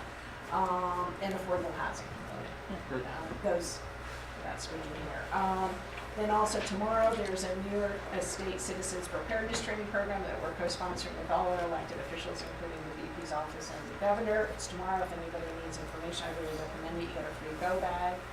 I want to thank the Borough President's Office for continuing her work and bringing everyone together on sightseeing tour buses. There was another meeting yesterday. I also wanted just to provide feedback that we had a follow-up meeting with City Hall on the Sandy resiliency funding, because I know last month I was pretty jealous of the other community boards. And we're waiting to hear back what the city is going to offer, but our top priority is that they fund a comprehensive design, engineering, feasibility study, that protects our most vulnerable edges along the water, and makes CB1 a top priority in the next round of federal funding, HUD funding projects. And the last item is, this is a citywide item, which is Governor Cuomo announced a $40 million on a microgrid competition, and it's something that I think we can all benefit from. Okay, thank you. CB2? That's it. Thank you very much. Yeah, it was embarrassing, I only have 2 things. That's fine. One thing is kind of a concern that's in line with the ball field situation in Community Board 1, which is that it seems to us that there's a change in policy, an unstated change in policy from the Parks Department with respect to recreation centers, where they seem to be putting pressure on youth programs to bring in adult programs. And so that when this is raised, they will respond by saying they have to be responsive to their members. And so apparently they are considering adult members to be members and non-paying youth members to not be on the same level of membership. And I think that was something that was of concern when the membership rates for adults at the recreation center started to climb, that somehow it would become a significant source of revenue for the local recreation center, and then they would start pressuring youth programs out. And that seems to in fact be happening. There's always been in the Parks Department a policy that youth come first, adults have other opportunities, they can travel, and they seem to be sliding away from that. And we've heard from both our recreation center and Community Board 2, the Bapalito Recreation Center, but also from youth programs that use the Chelsea Recreation Center. So I don't know if that's happening throughout the We will borough, find but- out. We can talk to Parks about that. And the other thing is just a brief thing about DOB. We are hearing more than ever before concerns about off-hour construction, particularly weekend construction. And it seems like DOB just issues these permits almost as a right, which they are not as a right. They're supposed to be very conforming to a purpose. And one thing that's recently been raised, which I think is of interest, that it not only has a neighborhood impact, but if you're talking about construction projects routinely working 7 days a week, what does that say about the work crews, the employees, working very difficult jobs 7 days a week, and is that safe for them? I think we did a resolution to very hard Well, there's a pending bill on it in the city council. Oh, is it?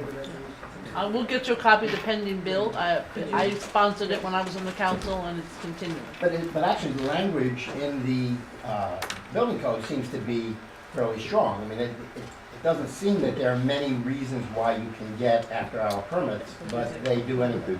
Because they are self-certified. It was changed, I'm just saying, in the end of the Bloomberg administration, I noticed the change and called up, and they quietly changed it. Penny Ryan and I figured that out, so it's a big issue across the city. We need to focus on it. I appreciate you bringing it up. CB4. Go first. I think if you go back, you'll find a resolution that can be helpful too. Okay, That we fine. passed, the ball board passed about the timing and all of that Okay. of this work. Thank you. Yeah. We'll get you a copy of that to remind you. Yes, the presentation was March 2014, and the resolution was adopted April 2014. Can you circulate that for us? Huh? Can you circulate the resolution again? What to? CP3? Did you CP4? just pull? I'm sorry.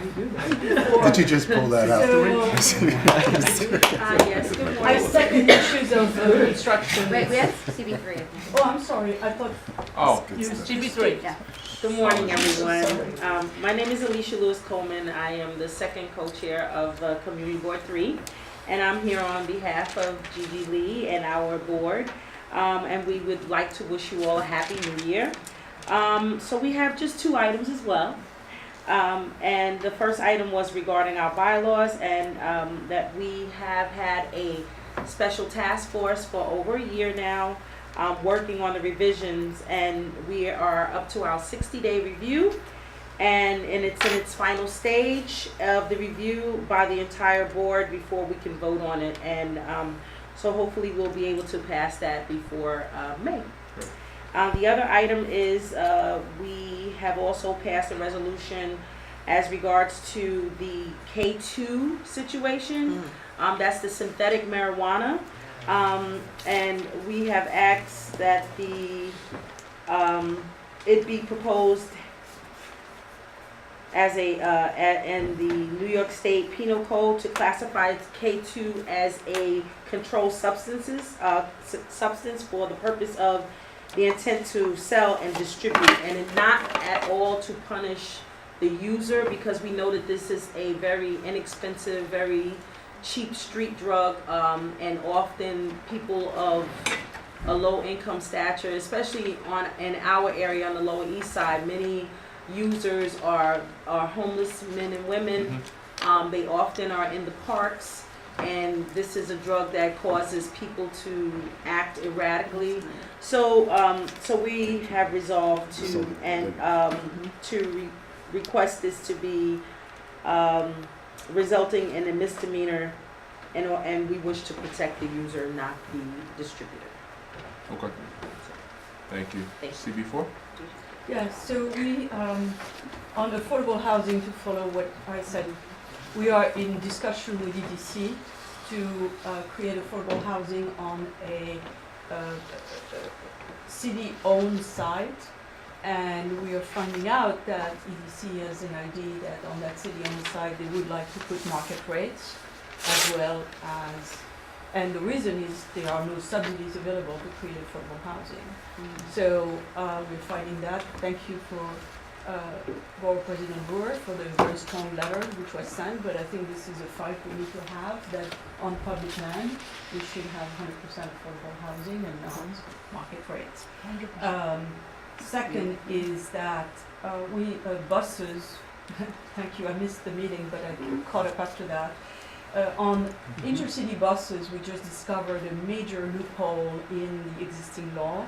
The loophole is that if a company is intercity, but they are commuter buses under contract to a municipality, like it could be any municipality in New Jersey, in Philadelphia, whatever, to provide municipal services, then they are entitled to get a permit and a stop in New York City without input from community board and without paying for the stop.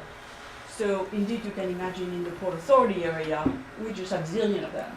So now we're discovering that the DOT is handing out those permits without coming to us, and in places where we don't like them, and questionably in places where there is no need, because these are very old permits which are just renewing over and over again for 30 years. So this is just brand new, and I just want to share with you because that may happen. You could have New Jersey Transit getting a stop in your neighborhood. Christine, just most of the meeting was on what I call Yeah, I know hop that, on, hop off. But what was interesting now, we need to check, because at the meeting, the commissioner for Manhattan stated that the hop on and hop off currently do not go to community boards, and that's something we should Yes. discuss, but that the intracity do. And this is a loophole in the intercity law. Okay, but Because she's, I checked on okay, that but law. let's check with her, because she said that they. No, she wrote to us. We have Okay. been going back and forth. So Okay. I'm just sharing with you. So they do it by courtesy, but not by law, to go to you with the They don't interest- go. They don't go, We okay. discovered it by Okay, but she says that happenstance. she does, so we need to have a conversation. And that's what she said at the meeting. She does, except for those which are excluded by the law. I see what you're saying, Right? Okay. And those are now like a major Got it, loophole. okay. So we have also started an education work group and a preservation and affordable stores work group, and that's pretty much. Thank you so much. Great. CB5? Yes, we have two things. One is that the much covered Kanye event in the Flatiron Yes. Plaza went pretty much as everyone anticipated. There was gridlock from Park Avenue to 7th Avenue. We had complaints from people who couldn't get their kids down to sleep, businesses whose windows were rattling. The Lego store had to close early. Nobody's happy about that. We were extremely gratified by the extensive coverage about this problem, and from Borough President Brewer's wonderful letter, which really helped further this along. Obviously, the Kanye event was sexy, so it got a lot of press, but the abuse of public space on the part of SAFO and CECM has been going on for 5 years, and we have been advocating for a very long time for a complete systemic change in how our pedestrian plazas and public spaces are managed. So Councilmember Corey Johnson also followed up with a very insistent letter asking for a meeting as well, so we're very optimistic that we might be able to finally address this in a more systemic way so that there is a system rather than the Wild West, which is what it is now. Secondly, we are picking up our work on the Sunshine Task Force, which is focusing on the corridor of 57th Street, but it's also about other areas in our district. We have lost Rizzoli, although we did gain it in another part of our district. We lost Steinway. I mean, you know the whole story on 57th Street. We gained a mile-long shadow in Central Park with 8 more skinny skyscrapers in the pipeline. That ship has sailed, but we're still lobbying for some kind of sunshine ordinance that might actually affect shadows over public spaces in our development. We have a new tower coming to 21st Street, which is going to cast a shadow over Madison Square Park, which also seems to be out of the gate. But we're doing what we can to try to prevent any future calamities like that. Great. CB6? So I wanted to just quickly thank the Borough President for joining us at the ribbon cutting last month. Yeah, it was fun, a little frigid, but fun. But a few blocks to the north, there's actually something I'm quite concerned about. The ACS, the Emergency Services Center on 1st Avenue and 29th Street, actually issued an RFP recently that we only discovered about through the press for a youth reception center. And this kind of comes on the heels of numerous reports of, I think the NYPD had 1,600 missing children reports for the last 13 months or maybe the last 14 months. And there was also numerous reports of bullying and theft at that facility. And ACS has not really been very communicative with the board.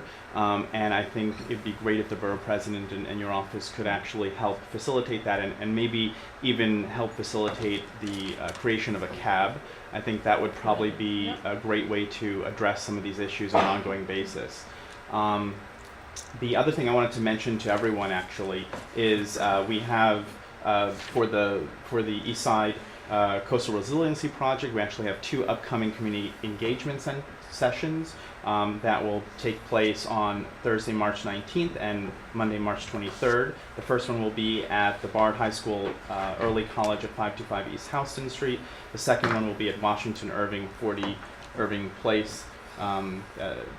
Both of them will be covering the different project areas. So for everyone who's not familiar with the East Side Coastal Resiliency, sorry, I'm too caffeinated this morning. It's from Montgomery Street to 14th Street. It's the first project area, and the second project area is from 14th Street to 23rd. Don't talk to it with Catherine around here. And then I saw the 100 million going from 63rd Street up to 125th Yeah, Street. yeah. And all that money's been allocated by the city for the Esplanade. Well, I'll circulate the details of the community engagement sessions that we're helping What time are board these with. sessions? So the doors open at 6:30. They actually start at 7. I'll circulate the dates specifically so you don't have to write it all down. But I wanted to make sure everyone's invited, including Catherine. Thank you. CB7? Okay, so just a couple of things, transportation related.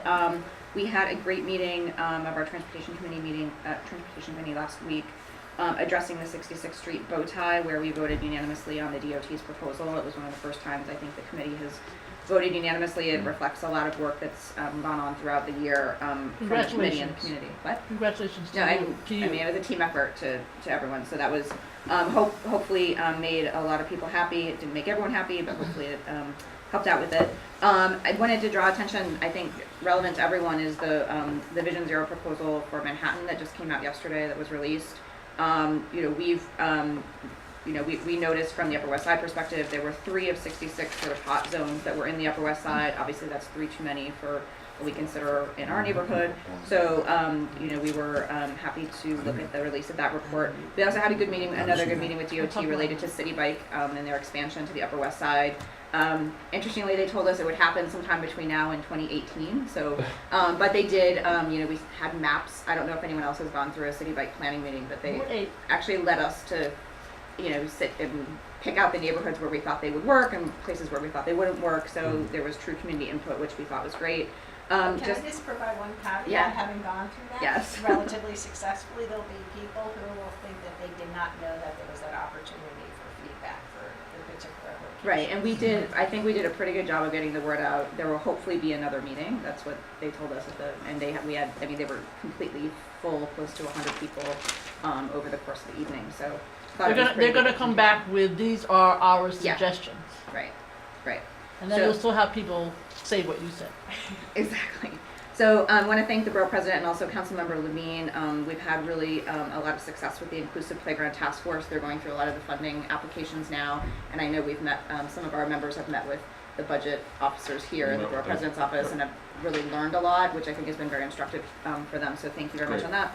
We've had a great series of meetings on illegal hotels. I mentioned it last month, but we did actually vote on the Borough Board resolution through the Housing Committee. I think it was a very equal and balanced debate, which could have turned into something ugly. And I was very proud of the Housing Committee for the consensus they came to on that resolution. Our next B2B meeting is Tuesday, March 31st at the Folk Art Museum. Again, Diana, who I think is here, was instrumental in making that happen, along with Borough President's office in Lincoln Center at the Folk Art Museum. So we're excited about that. Which date is it? Tuesday, March 31st. 31st March, B2B. Yes. And that's it for me. And I know there was some issue about the DOT plan. They released it, not us. Right. It's on their website. Yeah. And I think you should all have them come in and go over it. In other words, it is what they think Manhattan. They have done Queens and Manhattan in terms of ideas about DOT thinking how to improve pedestrian safety. It's called the Pedestrian Safety Plan. The good news is it's a plan. The bad news is more people are killed in Manhattan than anywhere else. And the bad news is they're mostly seniors. And there's a lot of, it needs a lot of attention because we can't have that kind of distinction.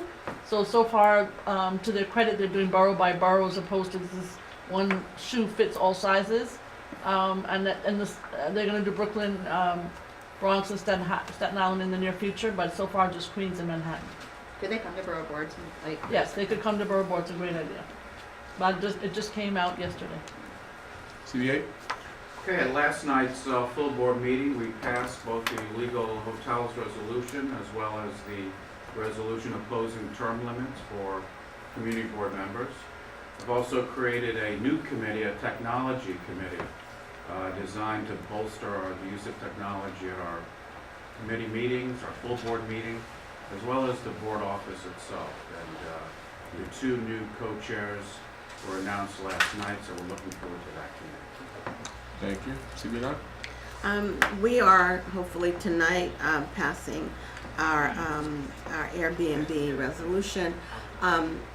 We are a little down because we lost Catherine Abate, who was a very passionate, devoted member of our community board. So she passed away on Valentine's Day, but we just found out yesterday. So she'll be sorely missed, and we will be notifying you of what activities we decide once we talk with her family a little bit more. We are working with DOT on these safety issues, but we're also, our Uniform Services Committee is meeting with them now. They met last night because we're concerned about some of the changes to some of our streets that we didn't vote on, and I don't know if it came through CB10 or not, but specifically St. Nicholas Avenue, where traffic has become horrible. And we are trying to determine if it's because of the bike lanes that have been put in and the elimination of that additional lane so that the traffic is not able to flow. And especially now with the snow, and we have a number of churches and a major historical funeral home that double parks, so then you have no lane. So that wasn't such a wise situation. So we're going to be continuing to work with them to try and get some resolve for that. We're also continuing to work on Riverside Drive, where we know there have been quite a few pedestrian accidents there, and fortunately no fatalities at this time.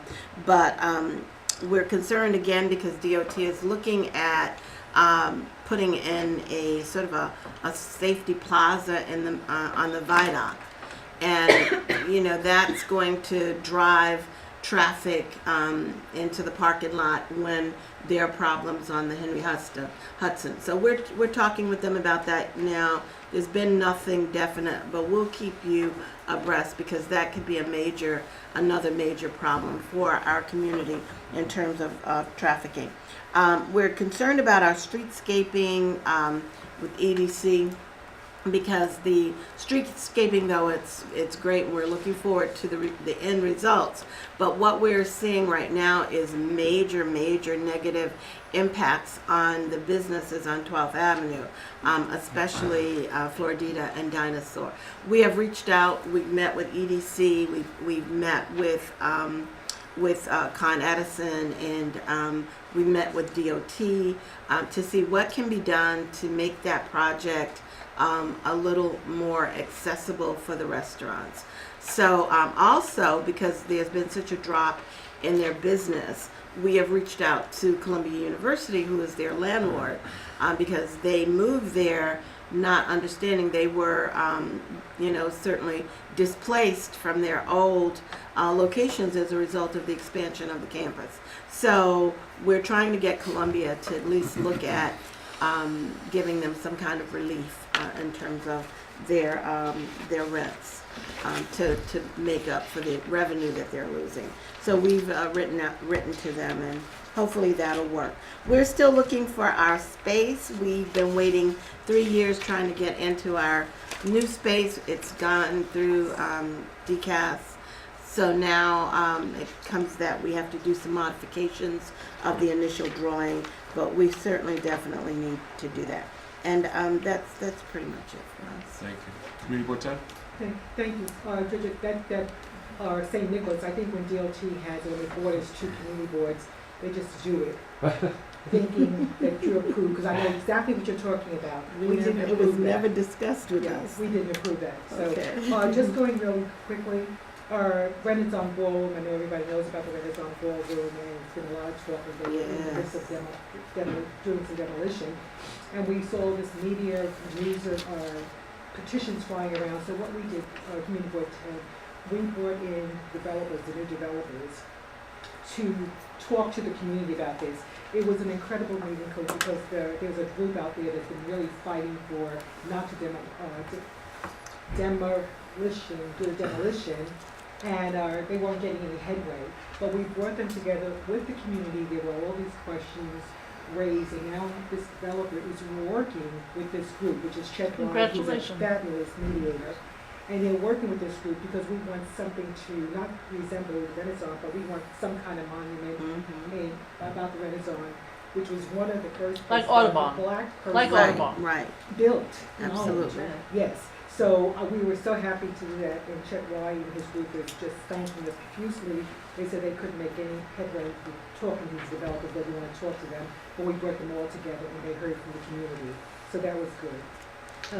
New York City DOT, we are still talking to DOT about the 125th Street N60 Select Bus Service, which everyone who has been taking says, oh my gosh, this is great, we're flying through the community, which we appreciate. Unfortunately, it's having a major impact on all the other traffic and everything else on 125th Street. So we went through a bid meeting recently where the businesses or owners who are members of BID, they spoke about the impact that this was having on them. So we are now trying to work with DOT to look at this and how can we do this better, because on 125th Street we have the west side highway going east, we have the east side folks going west. And in that Community Board 10, there are not many avenues that lead straight east or straight west. So everyone heads to 125th Street. So this nice bus lane, and yes, the buses are moving, but everything else is backed up. So we are looking and trying to hopefully DOT will look and work with all the stakeholders to basically look, we may have to configure some other streets so we can have traffic going back and forth, cars going to other places instead of coming over 125th Street. So we got a lot of bad press around this because we have been saying, no, we cannot support this until we know you have really sat down with the stakeholders and see what can we do to help alleviate the other traffic. So that's one thing we're doing with SBS. But the buses are not moving, Henrietta. Yes, that's the other thing. The buses are not moving fast Those because articulated they have the buses. one lane. They're double parked cars. It's not being enforced to move double parked cars. So those cars are coming out into that one traffic lane, and it's become a little mess. And we would love some helicopters to take pictures because DOT says, oh, it's flowing, everything is working well. We really need to see this from another level. Google Maps doesn't capture it? Probably.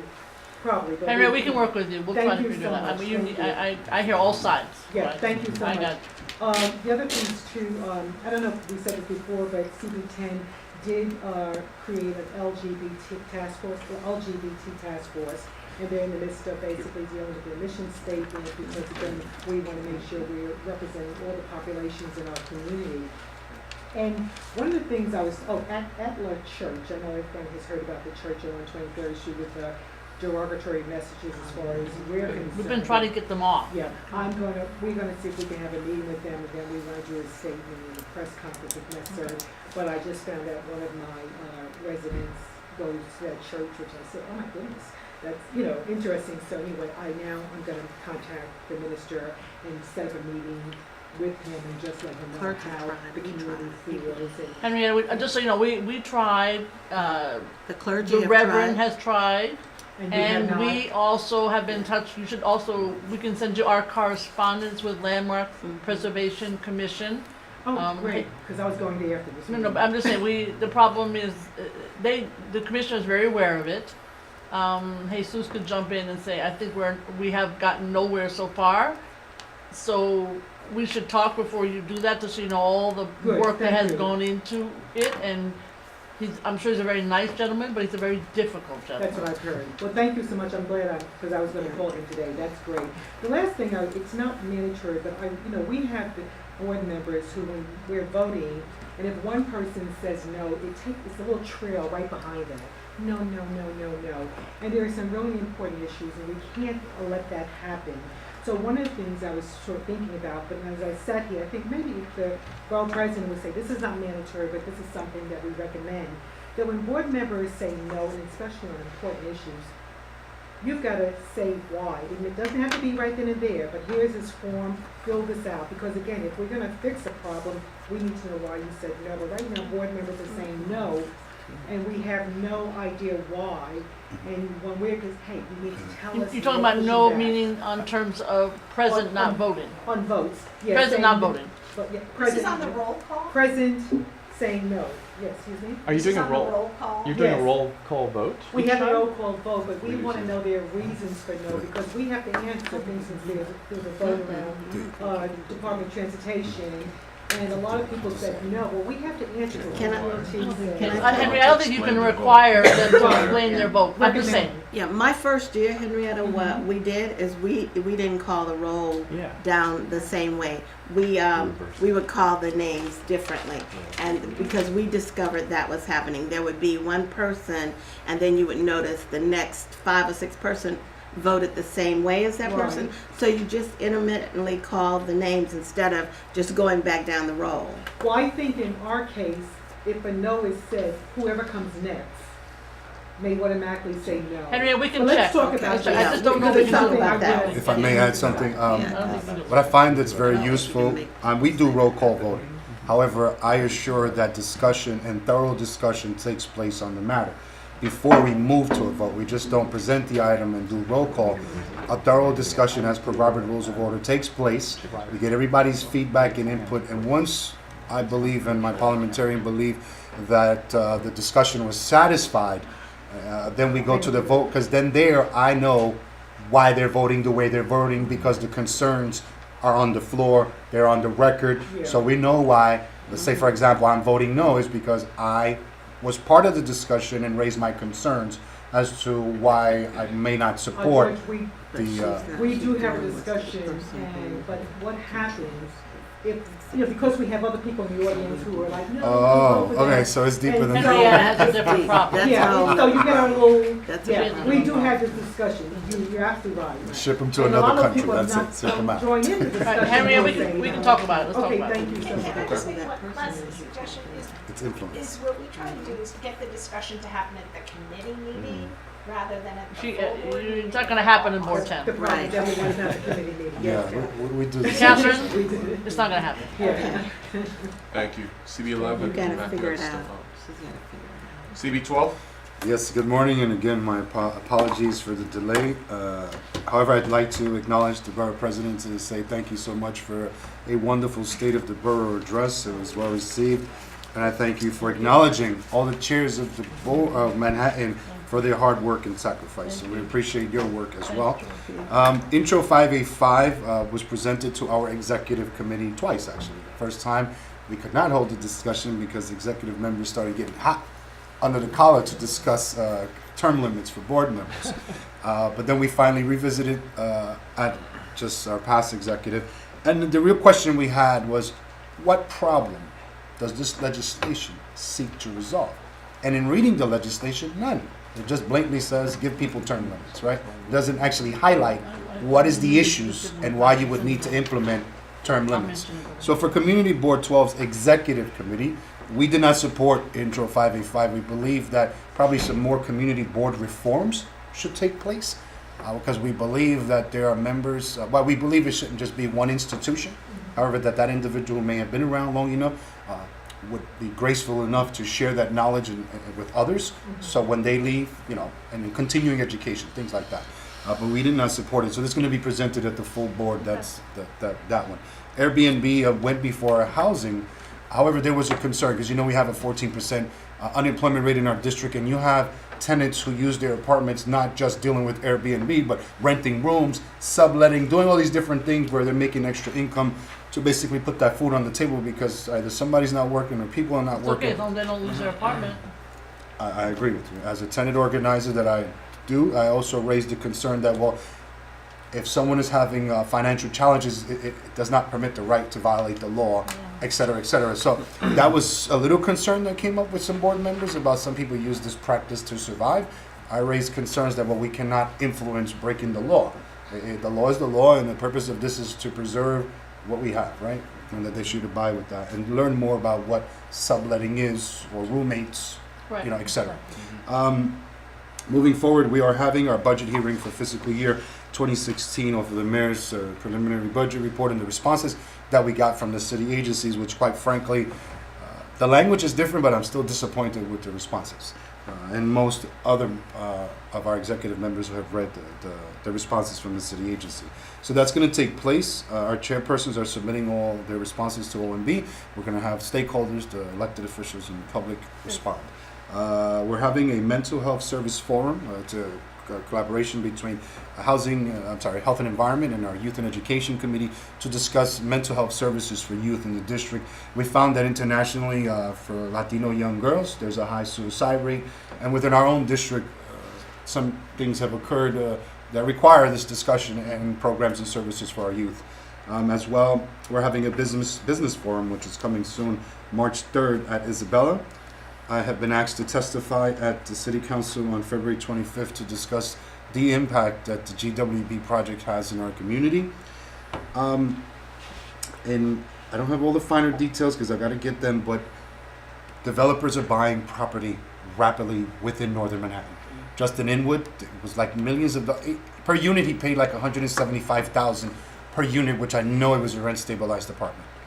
That's scary. A church, I think it's 150 something, was just sold, and then no explanation why. They're just starting to buy, and it's a little concerning because we're not actually in that 10-year plan for redevelopment or affordable housing. But I do, and I have a prediction that when they eat up everything else, now they're going to come to Northern Manhattan, where they didn't have their eye before, because now there's no more space. Now we got to go there, so they're buying in advance. That's scary. And just one more concern: the commercial vacancy rate in our district is out of control. When we talk about small businesses, and I raise it again, and it's, the former borough president, she was your guest, former borough president, Ruth Messenger, years ago as a city council member, pushed for the, it was you, I wrote the, I was her chief of staff, I wrote the bill. Yes, the commercial. Rent control Yes. bill. I know it by heart. Yes, well then that's something, if it can be revitalized, I'd be in the picket in frigid weather, as you're saying, very cold weather with you. It's something that we need. It's making our community look devastated with empty store fronts. And that is my report, and I thank you for your time. Be well. Has the housing partnership contacted you? Because we are. They're supposed to be coming before us with their recommended proposal on rezoning of Broadway. From 125th. From 125th all the way to Inwood. 210, is it? 210, 212. So that's another thing which is fearful to us. We're not in this plan, but yet these things are happening. I said, we're very, very aware of all that. When city planning was talking, we kept saying this is a different discussion because they just got their text amendment. But what I am doing is in March, I'm meeting with all the elected officials in Manhattan. No staff can come, but if they don't show up, no staff. So I'm not doing the staff. And the only topic is zoning and land use. That's it. Nice. And so we need help. So we're going to be talking to you between now and then to get your list of questions, right? And to say we need help because people downtown don't know what's going uptown. Uptown people don't know what's going to hit them. And I only know because in Board 7 it happened. So it's sort of like where Board 7 goes. I hate to say it, the rest of the uptown goes. Absolutely. So we really need an uptown approach. In other words, they're going to be buying up things so fast. They're coming to us. They're going to be doing what's happened in Board 7. We saw it, we know it. And the second thing is we have to have a discussion about the boards with those of you who have Catholic churches. Yes. And a discussion about their future. That would be another discussion that we need to have. We have one, St. Stephen's Church actually has many murals that are quite beautiful, and we'd like to actually preserve them somehow, and we're very concerned that they're going to just be demolished. Yeah, I mean, there's a new list coming out also, my understanding is, so this is not the end. So we need to have a discussion about, there's so many topics, but I'm just saying on this land use and small stores, just so you know, land use here is going to be issuing a report very soon on the issue of mom and pops. And one of the suggestions is this bill. It's a very challenging bill to pass in the city council, I can tell you, despite progressives. So all of these issues are quite on top of my list and all of our lists. So I really want to thank you for bringing them up. Thanks a lot. I just want to emphasize, because looking at that 5-year plan, there's some confusion on the first few pages for me. And no one has come to us outside of us doing a vacant lot survey about anything in our community, you know? So I don't know who they're talking to about the communities, but we're not being, outside the vacant lot survey, we have not been approached about anything. I'm concerned about the, affordable houses and the permanent, the red laws, because that's all gonna be out the window if you know. All the things they build now, 5 years from now, it's gonna be. The other thing about vacant lots is some of them are community gardens, there's a couple of them in Harlem, and I must admit, I am not for building on them, the administration is, we'll have to go back and forth on that also. We'll circulate a letter there's about 9 gardens in Manhattan that are targeted, some Lower East Side and some uptown, for building, and then you have all the other vacant lots, so. Yeah, so why are they targeting the gardens first? Why don't they go to the vacant lots? Gail Brewer's first? not HPD. Okay, that's the question, it's like they Another create thing to this. tackle for you. I think what happens is the gardens are city-owned, and the Right. vacant HPD lots. owned lots Right. are letting people Right. build. That's it. So yeah. you did that HPD thing and my bells went off. So all of the HPD inspectors that were arrested for corruption charges. DOB and HPD. Yes. So I'm aware of them. we got to push for some reform in there, because if they're easily bribed like that, then that's For not- $700. That's And I Okay. just, one more thing, Thank this you. whole thing that New York Times did a couple of weeks ago. The condos. about The condos. Are those foreign or international individuals also getting, apartments that take our rent up the market rate? No, I'm not, Does that have any impact, They don't- they have an impact perhaps- as well? it's a good question. I mean, it's the assessment issue. I mean, there may be, I should find out, the issue of how you determine, the property taxes may have an impact, because it, obviously, when you sell an apartment for $150 million, which is the new price as of yesterday, for one apartment, you are driving up the assessment. So I don't wanna answer your question, Henrietta. There may be people also renting apartments for hookahs I and know, money, which then falls into. The assessment. I'm which very aware of impacts it. on New Yorkers who are living here. I'm very aware of it. I mean, that is unfortunately a discussion of redoing the tax code, and it has been discussed for a very long time, and I know at the budget discussion, the mayor brought it up again as an issue to be dealt with. So there's no reason, depending on how much time we have, that we can't start in this wonderful group doing some of these issues. I will tell you a funny story, which Aldrin Bonilla told me, or somebody did, that in Staten Island, I love Jimmy Otto, the entire year of borough boards is 15 minutes. The entire year of borough boards is 15 minutes. So that's why I love you. Thank you very much. Unless there's The any. entire year of borough boards is 15 minutes. That means 1 plus 1 so is just just so you know. And I love Jimmy Otto. In closing, there was just reading, I forget which paper, federal judge or something like that ruled that sex offenders could live Yep. right around the schools. Low level. Low level. Not the high levels. I don't know how they're going to screen that, but they are saying that like there's no laws. Just concerns. I think discussions should be discussed about that. Okay. Or looking at that particular matter. You can't tell people where to live, but that's a particular disease that's not curable, and I don't think particularly we should be risk-free with our children. Just okay, fine. We got it close. Unless there's any further business, I'll entertain a motion to adjourn. So Thank you second. very much. Thank you. No objections, sir. Joe, it's good to see you. It was a pleasure.